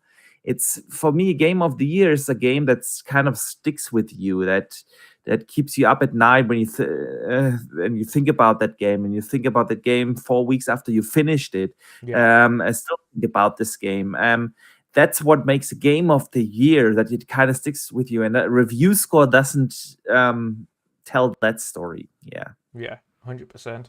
And I think, like you say, I think for the hardcore, obviously it will remain game of the year, and I still think it'll win quite a lot of accolades when it comes to end of year as well. To be fair, and deservedly so. Like I say, I've never been a Souls fan, but I'm enjoying this game. Boxy's never been a Souls fan, but he's enjoying the games. He's a love-hate relationship, and rightly so. I think everyone has a love-hate relationship with the game. But it is a good game. Yet to play it. Yeah, you'll enjoy it when you play it, but it will be a love-hate. Some days you'll just want to punch the screen. Other days you'll be smashing things together, and you'll beat a boss, and you'll feel over the moon. I had that with Tunic the other day. I could have throttled my controller. Yeah, definitely. Quick shout out to Muppet, 4-month membership. Will God of War want to go up against Starfield? Obviously, it's meant to drop in the fall. Starfield, of course, drops 11/2022. Do you think God of War will want to go up against Starfield? Go to Boxy first. Boxy, your answer? Yes, no, in between? Do they want to? I don't think so. But does it really matter on the grand scale? I don't think so, because both games launch exclusively in different ecosystems. Yeah. If you think about it this way, how many of the console owners own both consoles? And so, yeah, I don't think it matters. But we don't have to have this conversation at all, because it's not coming out this year. God of War isn't coming out. I don't think so. Yeah, I don't think so either. I don't think so. Jen, do you think they'll want to go up against Starfield? I know you also don't think it's coming out this year. If it was... Yeah, I don't think it's coming out this year, but if it was, I don't... Like Boxenberger, I don't think it matters, because they're both on different platforms, and they're both huge games, and we know how well the first God of War did, so I think Sony are not too worried about that. If it does come out this year, it will do just fine, and so will Starfield. So. Yeah. I don't think that matters too much. That's fair enough. Fair enough. So now we have this guy here. Yeah, because I have to interfere, because this is some weird talk. You know, Drew says it's only Elden Ring, but aren't we forgetting that Sonic Frontiers is launching this year? No, I'm not forgetting. Is it though? So No, I have to interfere, yeah. guys. This is. I think I've got it ready. He's come for his time out. I can't read it, Boxenberger. I can't read it. Yeah. I already prepared for the next topic. I moved my location to a place I feel very comfortable in. So Yeah. And where is that? it's located in Novigrad, in Yes. the tavern of Novigrad. Yes. So I have to interfere, guys. I'm sorry, but No, you are right. Sonic Frontiers, of course, does come out this year. Kirby comes out next week. Or if not this week, I think it is. So anybody... Yeah, well, come on. Are we really putting Kirby into the discussion of Game of the Year? You never know. but Exactly. I wouldn't be surprised. can I admit couldn't say one that thing without laughing. as an Xbox guy, and I know there's a lot of hate at this moment towards Gran Turismo, Yeah. but I am playing it and I'm really, really enjoying it. Yeah. So also Elden Ring, I'm really shit at it. I streamed it once and that's the only time I played it, but I'm going to do more. But I think Gran Turismo is really a contender as well. Yeah. I think they nailed the gameplay. I have to be honest. The problem. I get that everybody's upset with the microtransactions and that kind of stuff, but the gameplay is great. It's a good racing game. The problem they've got though is if, for instance, if Forza comes out and it's in a and it's in a much better state. It's got better tracks. Yeah. It's got better cars. It doesn't have MTX that ruins it. It doesn't have horrific grind. Then GT7 won't stand a chance, and that's but that's something I agree with you, Drew, because Forza Motorsport 7, right? Yeah. I want to compare it to Motorsport 7 and not Horizon 5. Yeah. Forza Motorsport 7 looks way better. The how you say that? The value you can reach with the wheel spins and stuff. Yes. Is way better. Yeah. But this I haven't played the last two Gran Turismos on PlayStation 4. Oh, okay, right. So it's a big But jump. this is, yeah. That's fair. But this is going back to where it should be, with getting the licenses, buying used cars and stuff. I'm really loving it. Yeah. See, I've played GT Sport and went to GT7, so the difference for me is not too dissimilar. Apart from, like I said, and the gameplay is fine. That I don't think anyone's disputing the gameplay because the gameplay is great. It's just these, it's just these silly tactics that have taken away from what would otherwise be a great game. I have to agree on that. But for me, Gran Turismo is back to its roots and that where it should be. And I hope Sony listens. But I was going to say I feel sorry more for the developers than anything else because these decisions, the MTX stuff, like cost of credits, and the reducing of credit earned and things, isn't down to the people who designed the game. It's above them. It's the people in the lead of the studio that have made those decisions. And obviously, it's geared towards people having to spend on microtransactions to earn quicker. But do you think it's polyphony then, or do you think it's even higher? I think it's a mixture between Polyphony's top management and Sony for the decision on MTX. It's their first proper games as a service game. So and they're saying essentially value us on our long-term game. So what happens to GT7 over the next year or two? Don't value us just based on what's happening right now. So they're obviously treating this as a full-fledged games as a service game. The problem they've got is it's a $70 or €70 title, and it has big MTX in it. If it wasn't that much and it didn't cost that much, you wouldn't have the uproar. No, but I have this discussion with Desirous, UK Desirous, who's also in chat. Yeah. Because I was streaming it and he was streaming, but the people are now talking about grinding for certain stuff, right? But I don't get, there's so much complaining these days. If you buy a game and you can't expect, that after one day you have all the cars. You have to play it, and I have this feeling, I'm an Xbox guy, you know that, and but those review bombing and stuff is shit, man. I mean, Gran Turismo is a great game. They made some excellent choices on certain parts. There's lots of talks in history, the car showing is brilliantly done. The backstories are brilliantly done. Yeah. Of course you need to grind. It's a game. It's not like why you want to finish a racing game in 1 week? I get that the cars I don't think it's the fact that it's that, Vin. I think it's the fact that it's an excessive grind to pressure you into buying microtransactions. Yeah, no, I get that, General, but you have to. There's one problem, right? You have people that are able to do it and want to do it, and do it at certain games. So you have to expect that certain studios, even Polyphony now, will try it as well. Oh, they'll definitely try it. Yeah, but that's the thing, right? I mean, and like 1 or 2 months, they will bring it back to the core, and you can grind your way to the car again. But there are people, and that's the whole problem of the whole business at this moment, that are willing to pay $200 for a car, or pound, or euros. And that's the problem. That is the problem.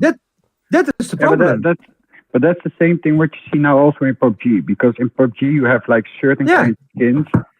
It's like a hideout stuff, and some people did a research on it, and you need to like pay like over $1,000 to actually get the skin. You know, like there was a guy spent $2,000 to get that skin, and then you're not there yet because you only get the skin, but then you have to like upgrade it, and then when you upgrade it, you need to have stuff, and it costs a lot of money, man. But you know, Pat, that's the problem, because you know you and I are not willing to pay it. But the problem is that there are people that are paying it. That's the problem. Yeah. Yeah, but the problem that people have there is then why should they be pressured into being forced to play the game longer? Yeah, because of microtransactions. That's where the problem lies. Yeah, those people might want to buy the cars quicker, but why should that affect the people that want to grind to get it and make the grind worse for the people that have to grind? That's the main problem. I get what you're saying, General, but I think they calculated already that there is going to be controversy. People are buying the cars that can afford it or want to afford it. They get the controversy is free commercial. Even negative commercial is commercial. And then after 1 or 2 months, they bring it back to the core. You can grind your way to it normally, and everybody's happy. That's the thing. I think it's the only thing is. I think it's a strategy. Oh, it's definitely a strategy. I think it's just an unrequired one. I don't think they need to. I didn't think they needed the bad publicity in order to get publicity. I think just putting out a great game and putting out the right level of MTX would have been good enough, because the reviews were good until the MTX came out, and then it had bad news, and then people are going back and re-reviewing it, and that's because of MTX. It's not because of the game, because the game reviewed well. And even, like I say, anyone who's played the game says the game itself is good. Yeah. That's not the problem. The problem is simply that they had downtime, reduced the amount of credits you can earn, and the MTX are like 700% higher than they were previously. which is the problem. But why not? But Drew, that's the same in Halo, right? I mean, look at what we get at Halo. Yeah, I think the bigger problem I love there Halo, is right? I love Halo. Halo's free to play. Halo didn't cost 70 quid. And GT7 microtransactions are pretty pay to win. Yeah. Because the cars are obviously better cars. You're muted. Who is? Sorry. I can see you really. It's much easier to annoy Vin when the mic is actually on. So I miss you, Broody. Dude, listen, I miss you too. I need someone that I can hand out a timeout to. So that's why I came. I saw you were. I saw you were struggling without me. I was itching like, but there was really nothing. No, glad you're back. And before I hand out the first timeout to you, always consider there's a significant difference in between microtransaction for cosmetic items like in Halo or Fortnite or whatnot. That's a significant difference towards microtransactions that give you actual in-game stuff. Yeah. Yeah. Okay, that's true. But what's that? We're not saying you can't.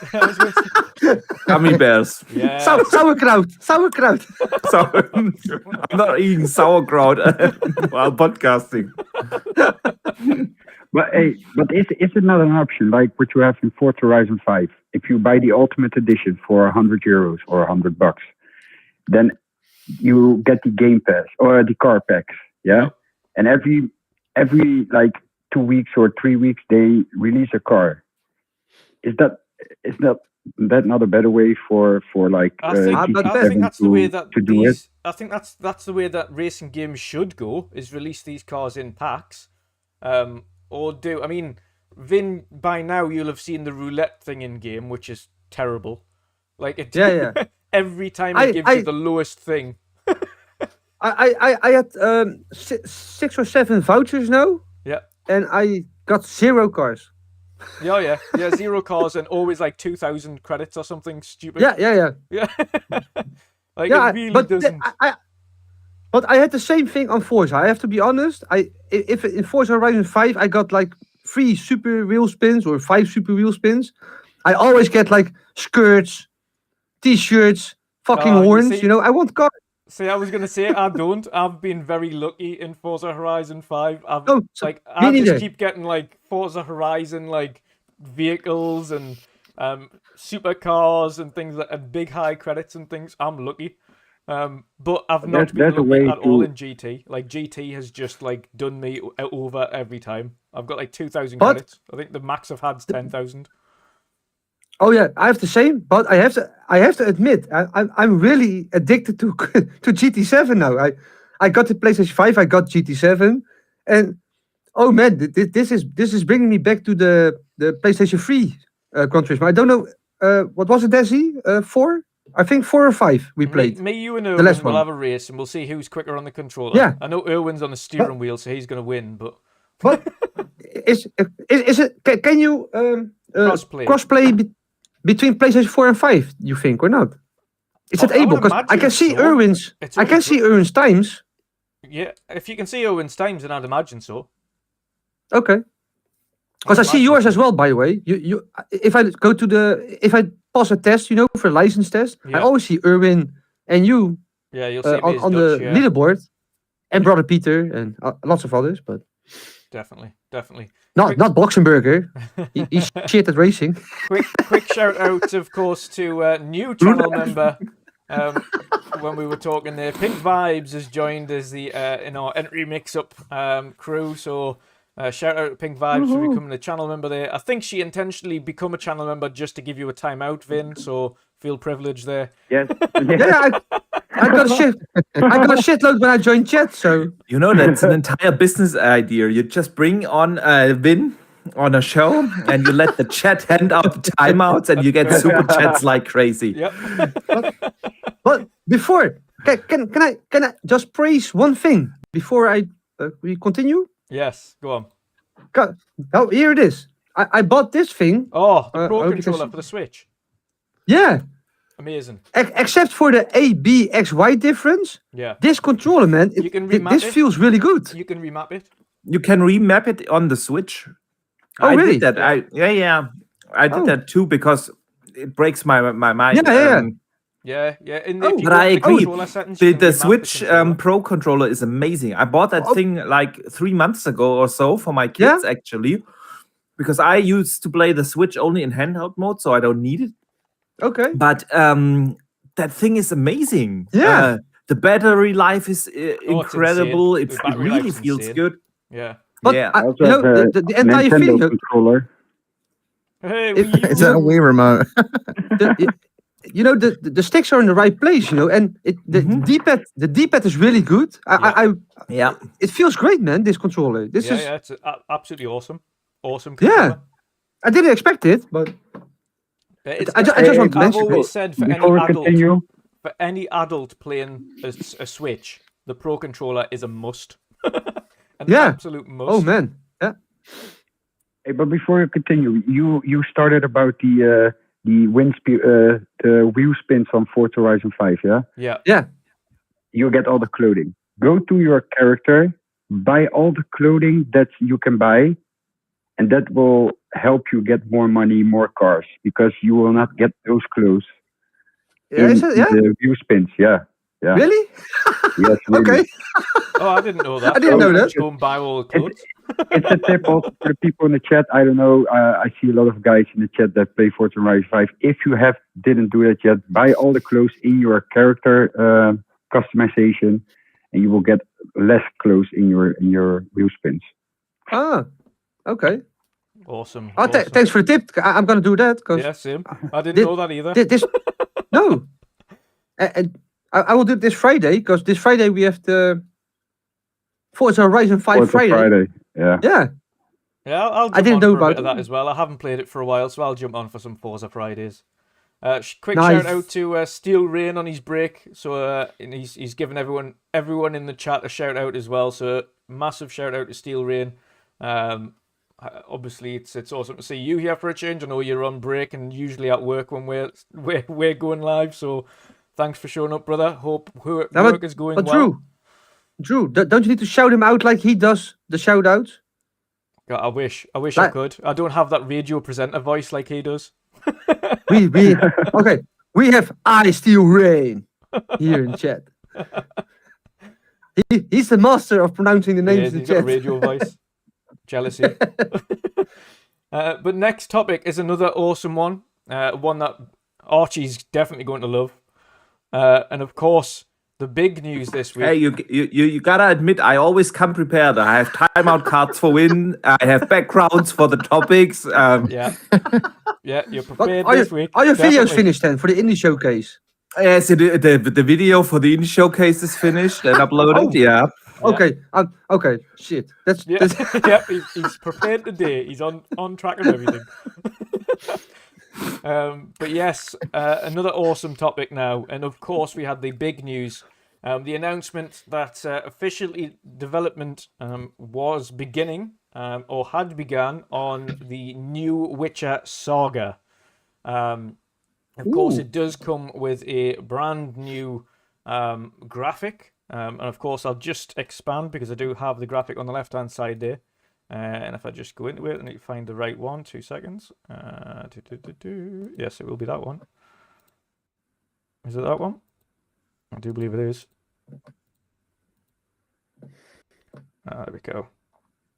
There we go. So I'm just going to expand upon this particular item right here. And then we'll be able to see it a little bit better. So yes, this awesome artwork that come out with it as well. The Witcher, a new saga begins with a different. It doesn't look like a wolf this time around. It looks. I don't know what that looks like. It's more like either a cat or a fox or something along those lines. Obviously, it's a new graphic. The debate, of course, is who are they going to use now? It's not going to be Geralt. We know that. Geralt's saga finished with The Witcher. The Witcher saga, the original Witcher saga. So it is moving forward. The big news that came along with that, of course, is that they're moving from the Red Engine, which is what they've used since the start, over to the Unreal Engine 5 and a strategic partnership with Epic to also further develop the Unreal Engine going forwards and make it more friendly for open world action RPG games. Boxenberger, this news, obviously it's exciting for you. You've played through The Witcher 3 74 million times now to completion. So Sounds about right, yeah. what did you make when you heard that, when you heard the official news that would be in development? I booted up Witcher 3. Yep. That is what I did. Start again. No, man, I'm super pumped. Yeah, everyone knows The Witcher 3 is my favorite game of all time. It is an amazing game, and now they have announced a new Witcher game starting a new era. The speculations are out there. What's the new symbol? Who's the main protagonist? Do we know him or her at all? Is it, well, what's it gonna be? It's going to be very interesting, and it's also going to be a big topic, of course, tomorrow on the World of Gaming. There's a lot of smaller news infos we got around this. Two things I want to say here now. The first is, it's Time out. great. Three things I want to say.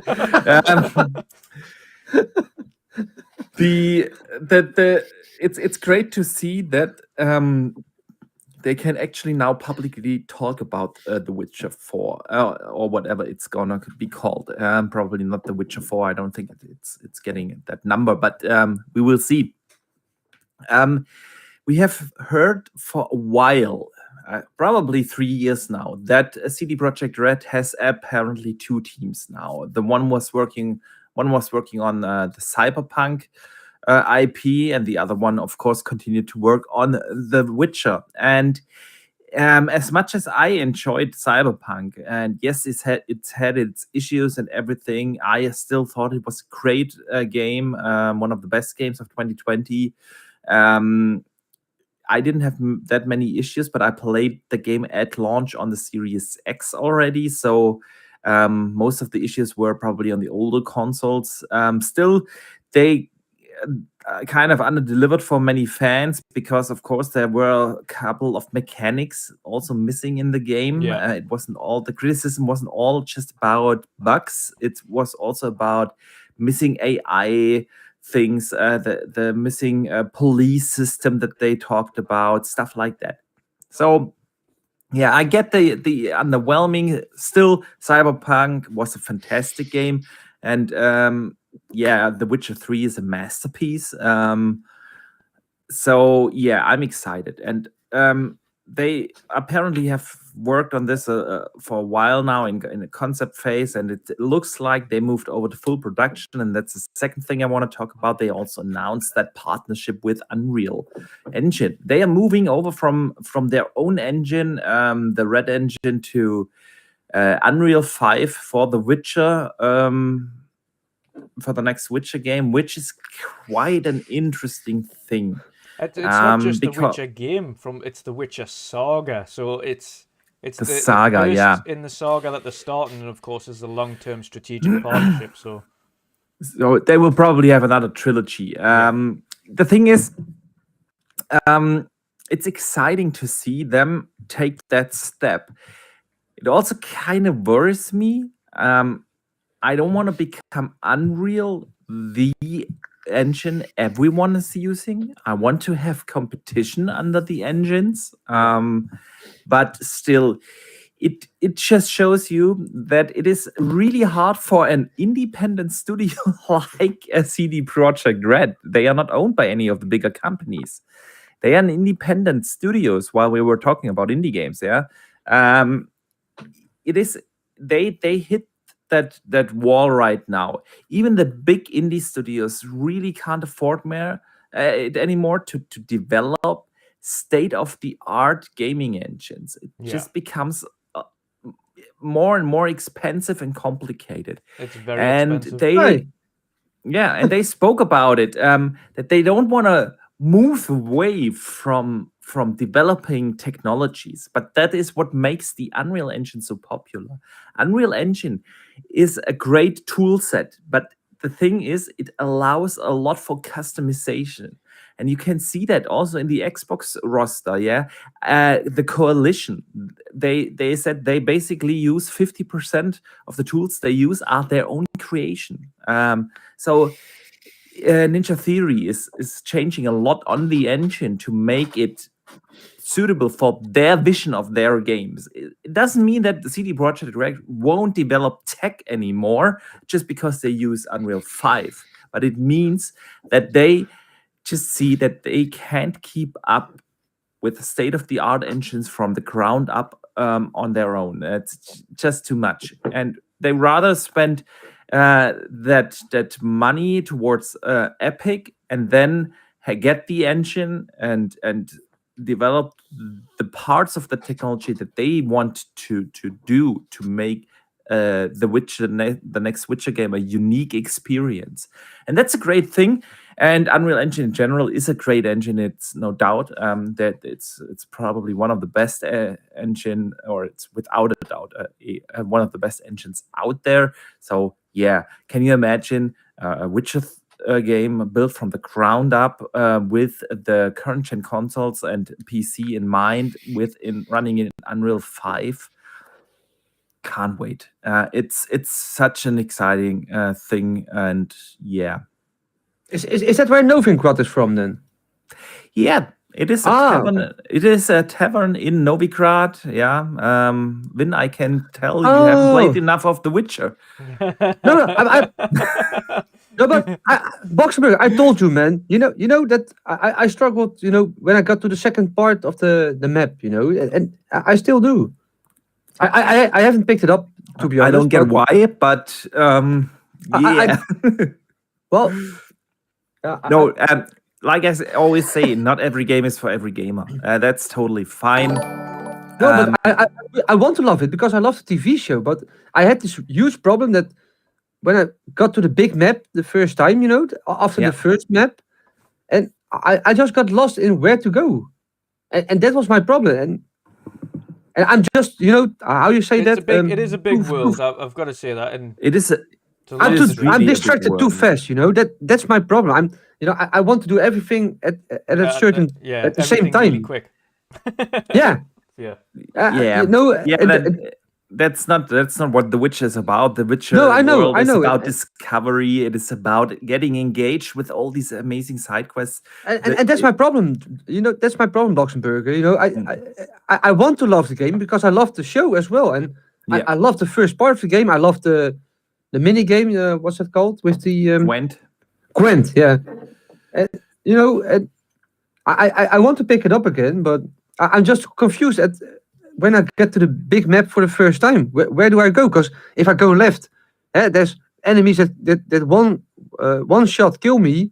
If I go right, there's enemies that one shot kill me, and that's my problem. And then I get aggressive, and I started a new specifically on game. when you first get to the big map, just concentrate on doing the story first and foremost. Pick up a lot Yeah. of these side quests to do later, but just concentrate on doing a little bit of the main story first.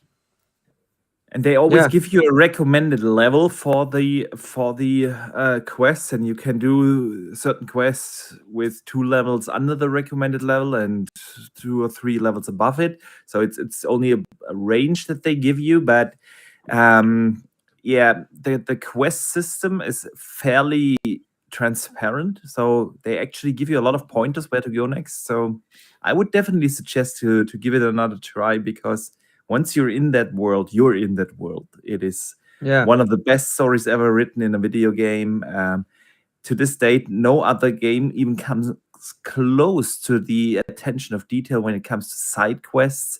The writing in the side quests is insanely good.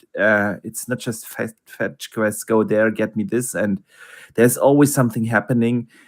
And the best thing about the entire thing is, of course, the RPG system. I really love that the more you play the game, the more you want to learn how to get better. And it's not just get better stats in the game. You actually want and need to learn how to play the game better.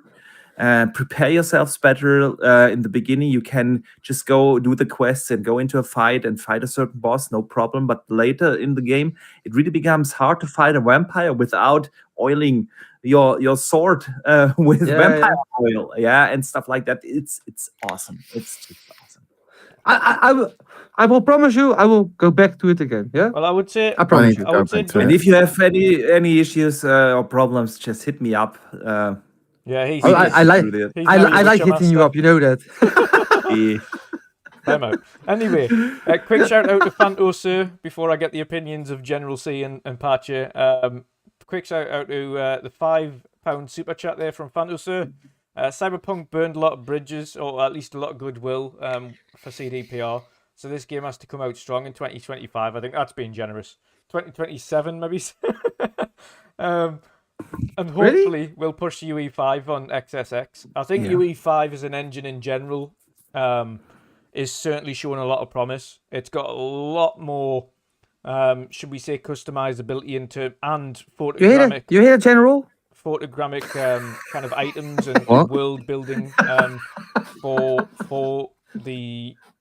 developers in general to make bigger, more beautiful worlds a lot easier. So I think UE5 as an engine could end up being pretty impressive this generation. We haven't seen anything of AAA quality release from UE5 yet. So it's going to be really awesome to see the first title that releases with that. I suspect... Ninja Theory is going to be one of the first to showcase that game off, that engine off. Doesn't the Matrix count then? That demo?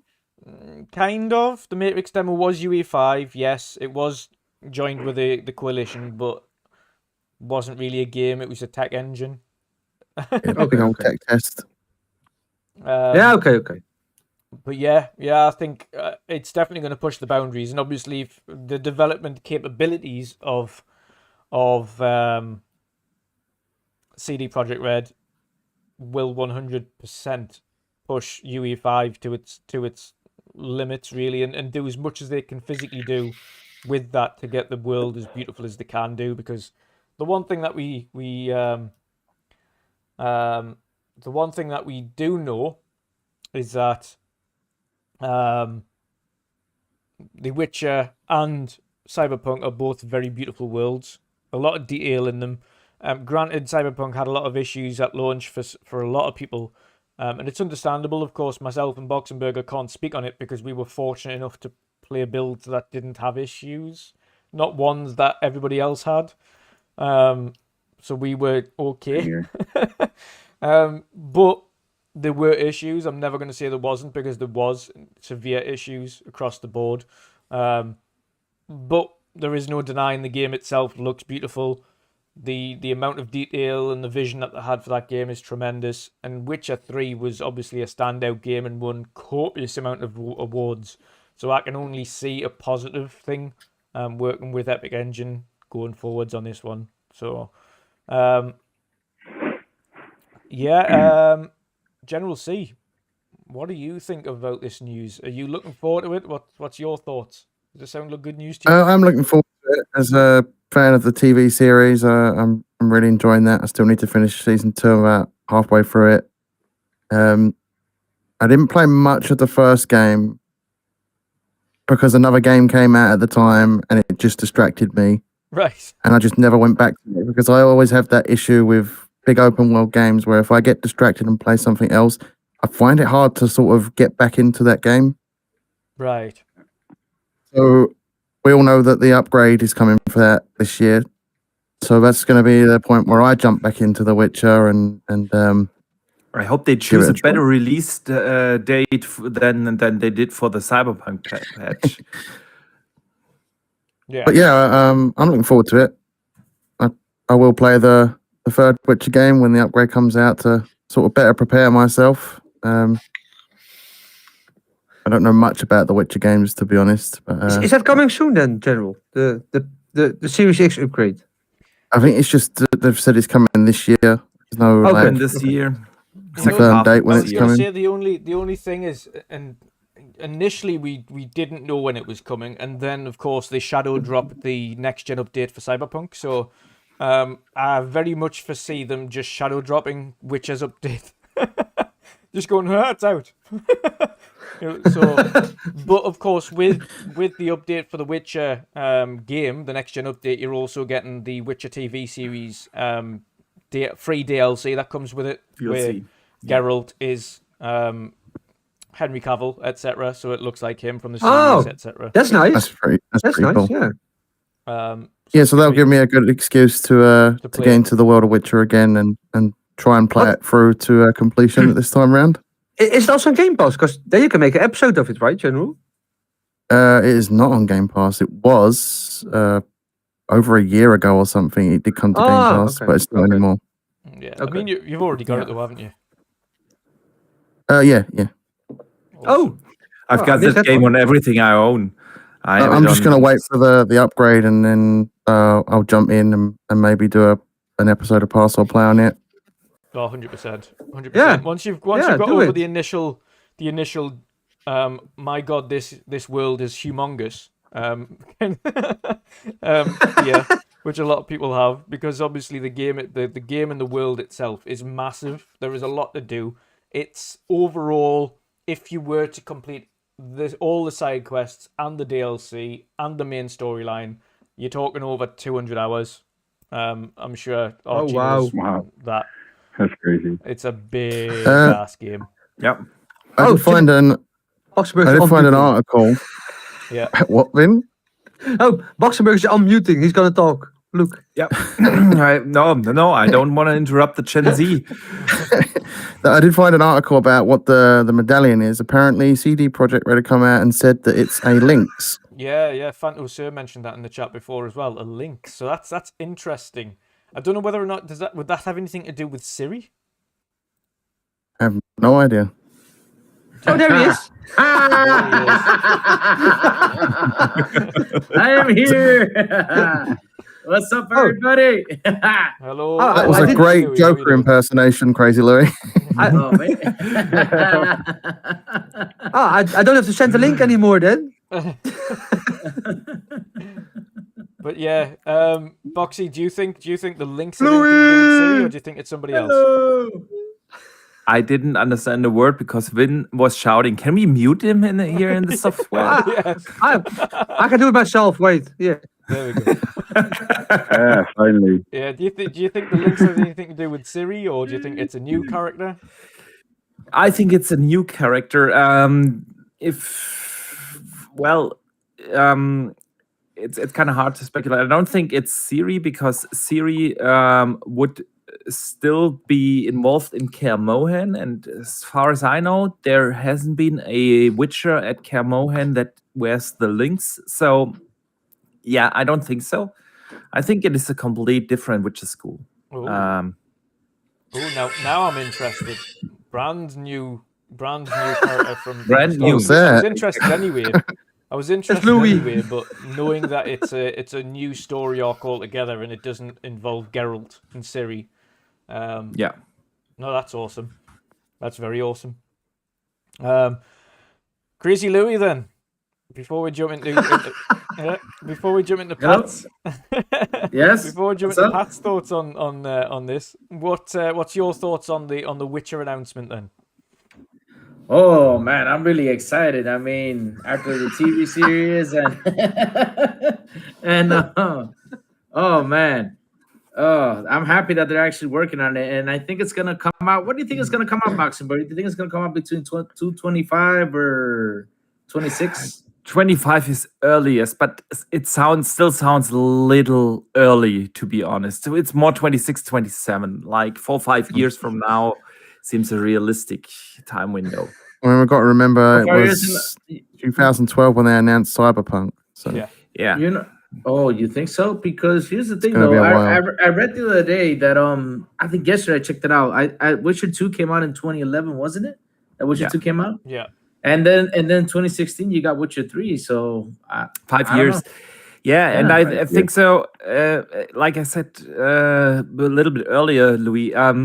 It was at least 3 years ago or so where we heard for the first time that they have multiple development teams now. They had one team working on Cyberpunk, one taking care of the Witcher IP, and so I would assume that at least certain concepts for the game are already there, and for them now also announcing that they move over to the Unreal Engine kind of sounds to me as if, okay, we have an idea what the game is going to be, and now we use the engine and we start to build the game out. So, yeah, my guess you is feeling all right, Vin? I'm all right. I'm just wondering. There's two people now that need timeout from Boxenberg. So who is he gonna choose? There's Louis. Probably both at the same time. I am behaving. I'm behaving really good. Time out the crazy one. Oh dear me, there you go. He's just giving the actual time. this one is going to out to Vin. Panto Sir in the chat said that the Lynx was a fan-made school. So that's intriguing to hear. No, it wasn't. Actually, a fan suggested that on Twitter, and the game producer or someone from CD Projekt Red answered that tweet with a nodding GIF. So Interesting. So it might be, might not be then. yeah, it might or might not be, but it's a little bit more than just a fan rumor. So Yeah. Why is your background better than mine? Better lighting. because I'm using NVIDIA Broadcast. Okay. How can you all put backgrounds? I need to learn how to do that. Yeah. Seriously, I want to put my own He's background just back a there. magician. You also want to move to Novigrad. I can also. I have a different, another Witcher themed background, so I can. Go to settings, Louis. Go to settings Okay. below, Yeah, and then I'm here. virtual background. Virtual background. Go to settings. It says editar avatar de audio. Why is this in Avatar. Spanish? No, Why no is- Spanish. No Why is this in español. Spanish? God. No español. Okay. Oh, here it is. Configuración. I see it. Fondo virtual. Oh, I see. Ah, Yeah. yes. Okay. There we go. Okay. Isn't there a picture of? Let me see. Let me add a picture. Okay. Oh, there's that picture. So there we go. Whilst we're waiting, Let me add a Patcha, picture, though. yourself, have you played The Yeah. Witcher before or not? No, not. No. No, because I thought it was on Game Pass, like Boxy said. Yeah. It was on Game Pass. I wanted to download it, but I was too late because they removed it. The good thing Ah. is you can pick the entire like the game and all of its DLCs up for like less than £10 now.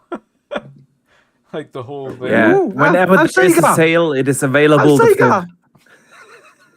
Wait, Time, Erwin. on the store, on the Why do you always shout over me? Ich liebe dich.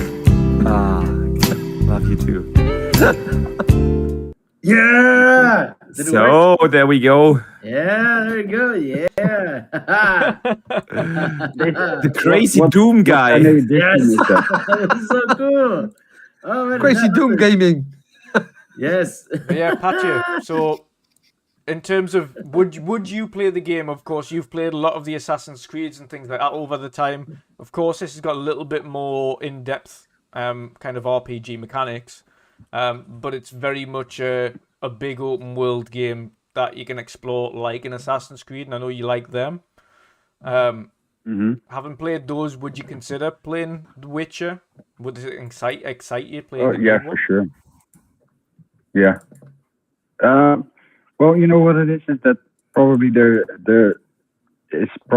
a backstory behind it. You know, like from the previous games. Yeah. So yeah, you know, so I don't really know the story behind this game or what's going on in the game and stuff. So, and of course, But you I can want to try really The Witcher understand the 3. story.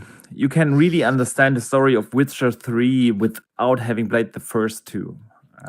Yeah. And there's also a certain part in the game at the very beginning, right after the tutorial, where you basically visit a barber, and the barber tells you the story of the first two games, and you can also make the decisions, that the hard story decisions you made in the first two games at the beginning of The Witcher 3. So you basically get a recap of what happened so far and how would have you decided in that game. It's really amazing and well done.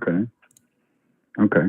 Well, yeah, you know, like with this announcement, and like you guys also said, I think it's gonna take like about 5, maybe 6 years or something before it comes out. But if before that time, if I can pick up this The Witcher 3, yeah, I'll definitely gonna play it. Yeah, wanna experience the game. So I think You all Why just not? wait for the next gen patch, and then you're gonna enjoy this at 60 FPS. Well, it runs now at 60 FPS, but with ray tracing and everything, it's gonna be awesome.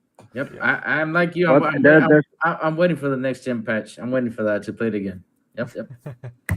I think, and that's also a good one that General said. Like it's because it's such an big open world game, and when you jump into another game, it's pretty hard to get back into that story again. Because I also have that with the Assassin's Creed stories. I have a few of them. I didn't complete all of them because I jumped into another game, and then when I come back in, like the Assassin's Creed, then I think where was I and what's the story again? And so yeah, it's difficult to choose if I'm gonna play it, yes or no. But yeah. if I can, yes, I'll definitely wanna take a look into it. Oh, 100%. I think you'd enjoy it, to be honest, really enjoy it. It's a beautiful world, really great characters, really great side stories, main stories, monster hunting, beast hunting. There's like kind of detective-y section where you've got your Witcher sense and you're trying to solve murders and things like that. There's just so much to the game. Really, really great game, to be honest, and really intriguing story. And you don't need to play the previous two because the previous two games, yes, they obviously tally on to this one, but they're very vastly different games compared to Witcher 3. Witcher 3 really was a step Still above. great games, though. Yeah, still great games, but a massive step above in The Witcher 3. On all absolutely. fronts. So, but is The Witcher 2 is backward compatible? Is that worth playing then or not? Yeah, if you've never played it before, yeah, play it. Okay. Yeah. It's The Witcher 1, The Witcher 1, I wouldn't recommend, to be honest, right now. I went back to it last year, I think, or 2 years ago, and it didn't really age well. It was the first game of CD Projekt Red, and it has some mechanics that are just outdated these days. But The Witcher 2 is if you want a more linear game, it's not that big open world. It has certain open areals, but not really open worldish. It's So more streamlined. So is that better to get used to The Witcher or not? If I play The Witcher 2 first and then go to Witcher 3, is that better for me then? Or you think? I don't think it really matters. Okay. Yeah. Yeah, I don't think it really matters. Yeah, I mean, I think the thing is that happens in Witcher 3. You meet some characters from Witcher 2, isn't it, Boxenberger? You meet like some more characters. Yeah, sure. You meet a lot of them, but that really doesn't matter too much if you know who they are or not to understand the story. Of course, it's always cool to wasn't that guy from Witcher 2? But the thing is, The Witcher 3 is way more modern. The Witcher 2 also still has some weird mechanics. You can tell that it was built for PC. So if you play it on PC, because that's what it was made for. It was the first port to a console of a Witcher game ever, and that came relatively late. And so I would recommend to play The Witcher 2 on PC if you want to play that. Or if not, I got a big recommendation. Go to YouTube and watch the whole movie from then back there to now. That's it. You get on Witcher 3, you know what happened right there. You're like, oh, this happened here. Yeah. Gracias, Louis. Gracias. De nada, hermano. De nada. You know? Hombre Gucho. Yeah, Hombre Gucho. What's an Hombre Gucho? What would you, Boxenberger, what would you like to see in the new Witcher in terms of, should we see changes to potential combat or enhancements to the combat, or just in general additions to the gameplay that'll enhance what you played in Witcher 3? Now, the reason I'm asking you so many questions is, of course, out of all of us here, you have definitively played it by far the most, so you've got probably the biggest opinion on it. So I want to ask you, the person who's very much an expert on it, what's your I would assume that I have played more Witcher 3 than all of you together. It is insane how much I played that game. Let's check that out. Boxenberger, where's Xbox? He's completed it like 4 times or something. Yeah, I'm gonna check the hours he played. I didn't just play it on Xbox. I also have a full playthrough on the Switch, including all DLCs, and I do have a full playthrough on PC and PlayStation. So yeah, it's what, really? You finished it on all platforms? Yeah. He loves it that much. I love it that much. I've got it on Switch as well. To be fair, I've got it on Switch as well. And it runs. Yeah. To be honest, it actually runs and plays really well on Switch. Yeah. Okay. The only thing that's missing on Switch, I think, is still like, you know, achievements or trophies or whatever you want to call them. But if they add, they should. Nintendo should add that. You know, that's. Oh, they will eventually. Yeah. But you know, listen. To answer your question. The combat, I know the combat was probably the most discussed issue on The Witcher 3. Everyone loved the world, everyone loved the story, the side quests and the RPG mechanics. And I think the only controversial thing about Witcher 3 was the combat itself. Yeah. I liked it. It wasn't, of course, perfect. If you ask me, what should they improve? They should find a way to make it more natural to switch in between your 5 Witcher signs. I think whenever you switch from from Igni to Quen or something, it kind of felt unnatural during the flow of the combat, and that is something I would like to see them improve upon. That's definitely something, and of course, what I would like to have them improved a lot is the entire user interface. The inventory system was at launch a mess. They completely changed the inventory system right now. It's a lot better, but still it could be improved. It's these minor things. Overall, it's really hard for me to criticize The Witcher 3 because it is an almost perfect game for me. I love it, but what I want to really see out of this is really take it to a new world. I don't even need the references to the older Witcher games in there. Of course, that would be nice, but I want to have new Witcher signs. I want to have new Witcher capabilities and stuff like that. That is what I want to see. And with that, they get definitely a different feeling combat out there. So yeah. 100%. 100%. Do you think they need to make? How would you put it? How did you feel about the combat in the game? Did you think it was relatively easy, or do you think it was maybe a little bit clunky for the average person to play with it?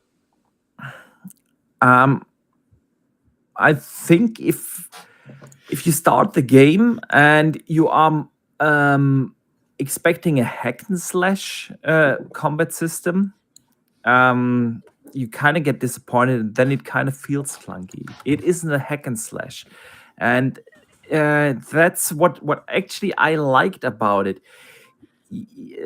I touched on this earlier a bit. It's in The Witcher, you not just level your stats of the character and suddenly you become better. You kind of have to also learn how to evade, how to dodge roll, when to parry, and you when you progress in the game, you suddenly learn how to do all that, and then you kind of have the feeling, okay, not just my in-game character leveled up, but also my personal skills, and that is what I actually really enjoyed about it. So yeah. No, what I like about the Witcher thing is when you're like riding around the horse and you're like, oh, there's a monster, let me go fight it, and then you see like the skull, you're like, whoa, let's head back there and run away. yeah. Oh, that was my issue when I entered the big map for the first time. You know, seeing the people with skulls on over their names and thinking, when you see that skull, you gotta instant run. kill. Instant kill. It's not like Elden Ring. When you see this guy, you're like, yeah, I can take him, and then he just shoot. That's it. Oh no! I learned my lesson from Elden Ring, man. That's that game is disgusting. I love it. I love Elden Ring, but on the other hand, I can't even beat the normal enemies, man. That it's not even bosses. I'm already dead. So yeah. Oh, I won't give up. Lost Forever plays before you say it. Okay. I won't give up. I will continue tomorrow evening. I'll give you. Can I give you 2 tips? Just always let them attack first and learn their attacks. Because there's always a time when you can time them and hit them. That's how That's how you can beat. That's how you can beat the game. If you learn how they attack, then you'll get them a lot more easier. You just gotta let them attack you first. I know, but you know what the problem is? Some of these enemies have like this spears or swords that are like 20 meters long. So. Oh, you just roll out of the way. You just let them come at you. You roll out of the way. That's what I do. Well, sometimes there is no rolling away. You know, they just kill you wherever you want to roll. Oh, okay. Or what I do is I dance around them. I try to always go behind them so I can do the critical hit.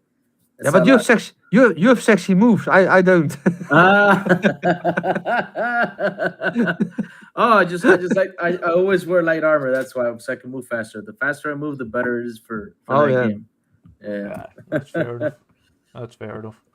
But yes, it's been absolutely awesome. Does anybody else have any final thoughts on The Witcher before we wrap up the show?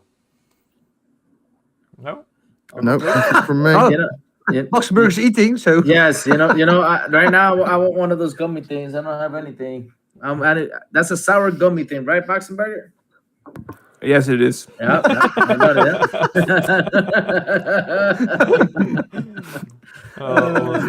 Awesome stuff. I love this, man. I love this.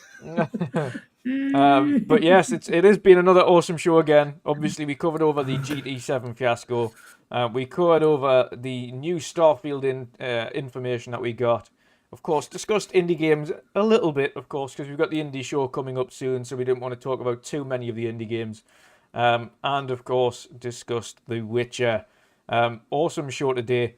Let's wrap it up and get our outros. First and foremost, the General C. Thanks for joining us today, brother. Of course, let people know what you've got coming up. I know you've got a few things in the works, and where people can find you. Just literally put out the episode for Battletoads, the parcel play on that yesterday. Nice. Working on the Tunic one next, and I'm nice. working on one that I got today. Was a key. It's a game called Blood West. It's like a Wild West sort of horror themed game.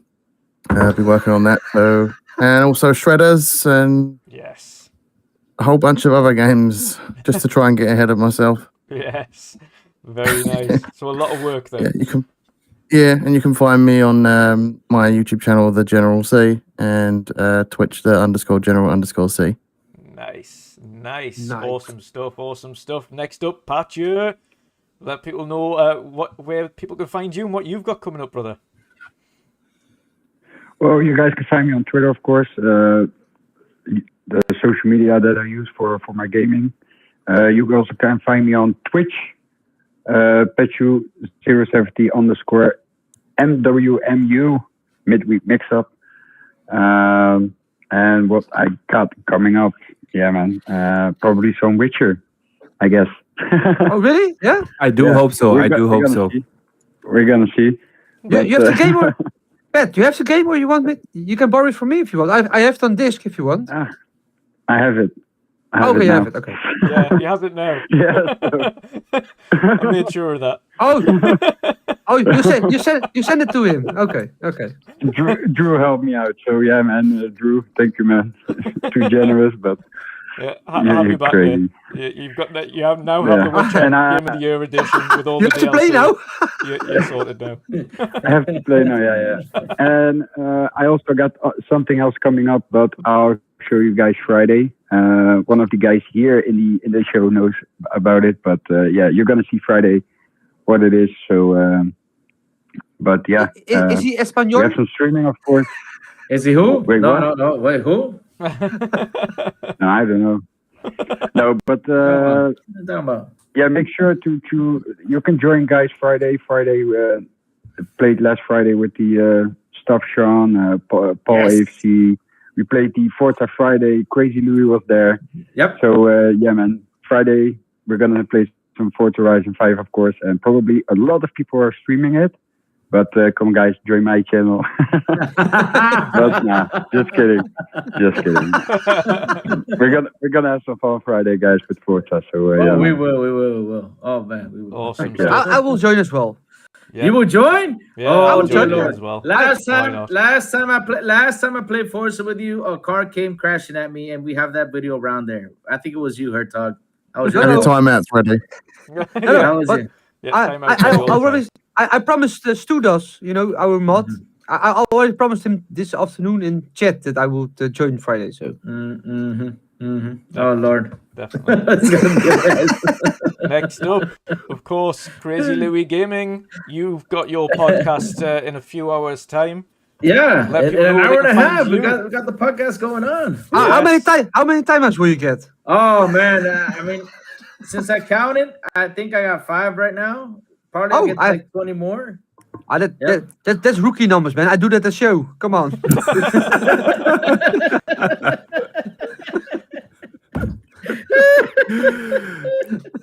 You're gonna get those numbers up. It kind of sound. If you guys are using that timeout video that often, I kind of need to make a new one that to keep things fresh. So Yes, you need. Boxbucket, they used your video on Louis. Like Yeah. 2 weeks ago, your video was more Then on me. the screen, then the entire podcast. Yep.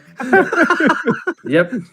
That's true though. That's true. That's how they do. They always put me on timeout. Like today, when I get out, I'm gonna have a timeout right away. Be like, hey, because you missed the show last week, you're gonna get a timeout. You'll see. I know that's gonna happen though. He had a PUBG outfit on, and he was already timed out. Oh yeah, I had a PUBG outfit. No, that was my snowboarding outfit though. No, it was PUBG. It was PUBG. Oh. But yes, brother, where can people find you and where can people tune into the Xbox International? Oh, but you guys can find me on Twitter at Crazy Louis Gaming. That's where you can find me dancing, wearing crazy outfits, and doing crazy hairdo and say good morning to everybody. Sometimes I model, and sometimes I get sexy. Yeah, so that do. In the shower. In the shower too. Yeah, I do take a lot of showers. Another thing though, you guys can find me at Crazy Louis Gaming YouTube channel where we go at Xbox International 7 p.m. EST. Me. Mr. Joanna Dark, Silent Cypher, and Sour Blow are on there talking about video game news. So yeah, guys, come hang out with us tonight at 7 p.m. EST every Wednesday. Awesome so yeah. stuff. Oh, and I also got a Twitch channel, Crazy Louis Gaming. So guys, push it. I want to be affiliated. I'm only 43. I need 7. Is it 50 to get affiliated? 50. I need Yeah. Yes, I need 7 more. So help me out there. And please recommend scary games to Louis because he shit his pants. Yes, I do. it's awesome to see him shit his pants on The Last of Us and Resident Evil. No, I got Resident Evil down. I'm gonna play. I said this weekend. I'm gonna play her. I'm gonna start. Which one? Which one? Resident Evil Village. Well, good one. I know her tongue is gonna be on there laughing his ass off. Oh, I am. Yeah, mate. Next up, Hurtog Vin. Well, of course, brother. Let people know where they can find you and where they can watch your awesome streams as well. Well, every Wednesday, of course, here. If I'm able to join, then like today, I was a little bit later. Sorry, I had to go to my my football club that Drew doesn't like, but I love. So, otherwise, you can find me. Fuck off, Drake. And otherwise, you can find me on Twitter, Twitch, Instagram, whatever, as Hurtog Phoenix. You can add me on Xbox, PlayStation, on Hurtog Phoenix as well, and Switch. You have to send me a DM for is that friend code or something that's called? Yeah. And I'll be playing on Twitch the coming week. I'm continuing Horizon Zero Dawn. Pretty far in the story, I think. I'm also playing GT7. I'm loving it. Also, Elden Ring.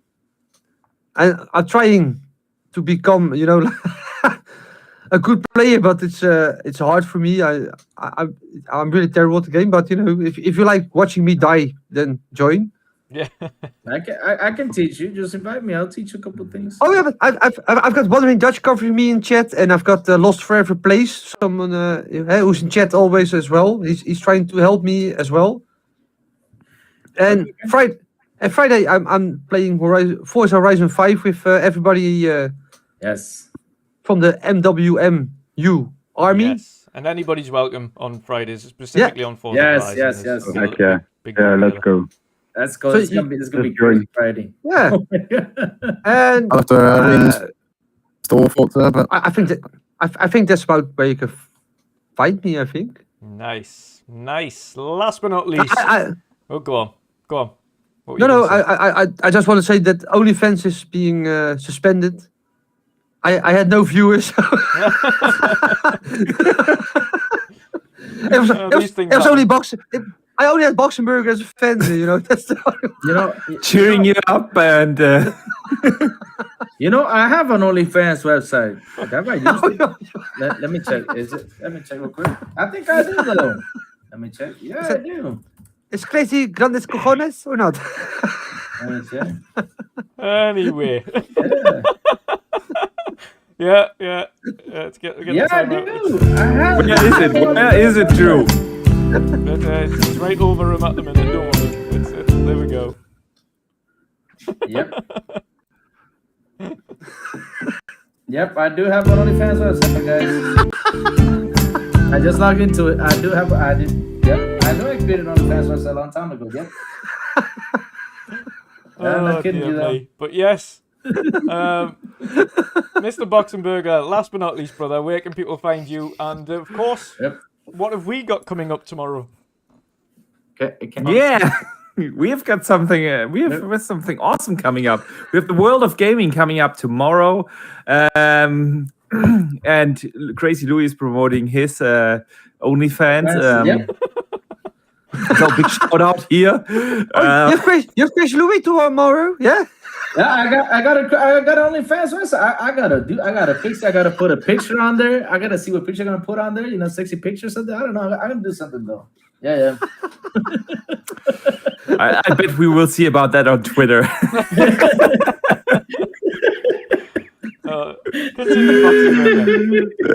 Anyways. Hey, yeah, we have the World of my inspiration was Paul though. Paul from what's it called? I forgot. This will do gaming. Pornhub? Bressers? No. YouPorn? This will RedTube? do gaming. That we're talking about. No, the Monday show. The Monday show. Oh my god, I forgot the Monday show. No, I watch it all the time. I always call him OnlyFans Paul. Oh man. OnlyFans Paul? Cerberus. No. Let me look for it. I'll tell you right now though. Give me a second. Boxenberger. Third time looking. Yeah. Yeah, man. We have the World of Gaming tomorrow coming up with you as a special guest there, the first returning guest on the show. Can't wait to talk with you. All the latest in gaming. We have some awesome topics. Also, a couple of topics that most of the podcasts missed this week, so it's always exciting to tune in. And we have already some amazing community questions for tomorrow, so it's gonna be a fantastic show. And other than that, I do have always videos in the working. It's GDZ week. It's exciting, and yeah, a lot of stuff is happening. So yeah. But Boxberg, can I ask you one question? sure. The COVID rules in Germany. hmm Do you think Gamescom is happening this year or not? Yes. They confirmed that it's happening in persona. Oh yes, really? Yes. Yeah, it's in Yeah. person, Oh, so we finally meet. We finally meet in real life then. I do hope so. The thing is, it's in the middle of the vacation. And actually, in that week where Gamescom is, we have the family vacation plan. So I'm trying to convince the wife at the moment to move that a little bit around to make it happen. But doesn't look good right now. So, but I'll do my best. Yeah, Yeah, y'all I'm gonna gonna make. I'm Y'all gonna gonna. attempt to do Gamescom as well. So Y'all- do, y'all gonna- I'll be there 100%. No. But I want you there. We are gonna eat pineapple pizza, Rudy. Oh yes, I do please. hope so. I do hope so. Please eat pineapple pizza. That way my missus makes more money. Please. More money for the missus. More money for me. OnlyFans Paul is from Gamers Watch. That's where I got my inspiration. Yeah. Yes. This'll do gaming OnlyFans Paul. Paul. Yeah. So if this will do Games Gamescom is happening, we all go, right? You also come, General, or not? I don't know about this year, but next year I will likely go. Okay. I can convince the missus to go though. When is Gamescom though? In August, last week of August. Yeah. Oh, I have vacation then. Yeah. Yeah, me too. But that's the thing. We have the family vacation planned there because the kids don't have kindergarten Take during them all to these 2 Gamescom. weeks. Ah. Look, kids Are you games. off for Italy? You go make to the Italy family again? vacation at Gamescom. Now I have the idea. Ah, so- Yeah. It's gonna be hard to convince the wife to not go camping in Italy and go to Gamescom with the family. So, Oh, but Drew, goodness. you're coming as well. I am, yeah. Petja also. Patty, Hey, I don't Patty, know if please you know don't. what Patty is. Patty, are you going I to go to don't. Gamescom? Let us discuss this in the DMs Oh, and make okay, a plan. Yeah. Yeah. Okay. No worries. No Wait. worries. Is That's is fine. is it me or is Pachu like frozen? What's up with Yeah, No, I think That's, so. that's how he That normally is looks. frozen. Pachu? Okay. You can do this 1 hour. Happy face. All right, guys, I gotta go. Let's wrap up the show. Let's wrap up the show. Thank you to everybody Yeah. for joining us tonight. Thanks to all the super chats and members that joined us tonight as well for this awesome show. We hope you all have an awesome evening. Enjoy your gaming. And of course, we will see you all again. Well, I will see you tomorrow on the World of Gaming with Boxenberger. and we'll see the rest of you on Sunday, of course, for the weekend edition of the Midweek Mix-Up. Other than that, have an awesome night, guys, Heck yeah. and we'll see you all later. Goodbye now. Love you Later. all.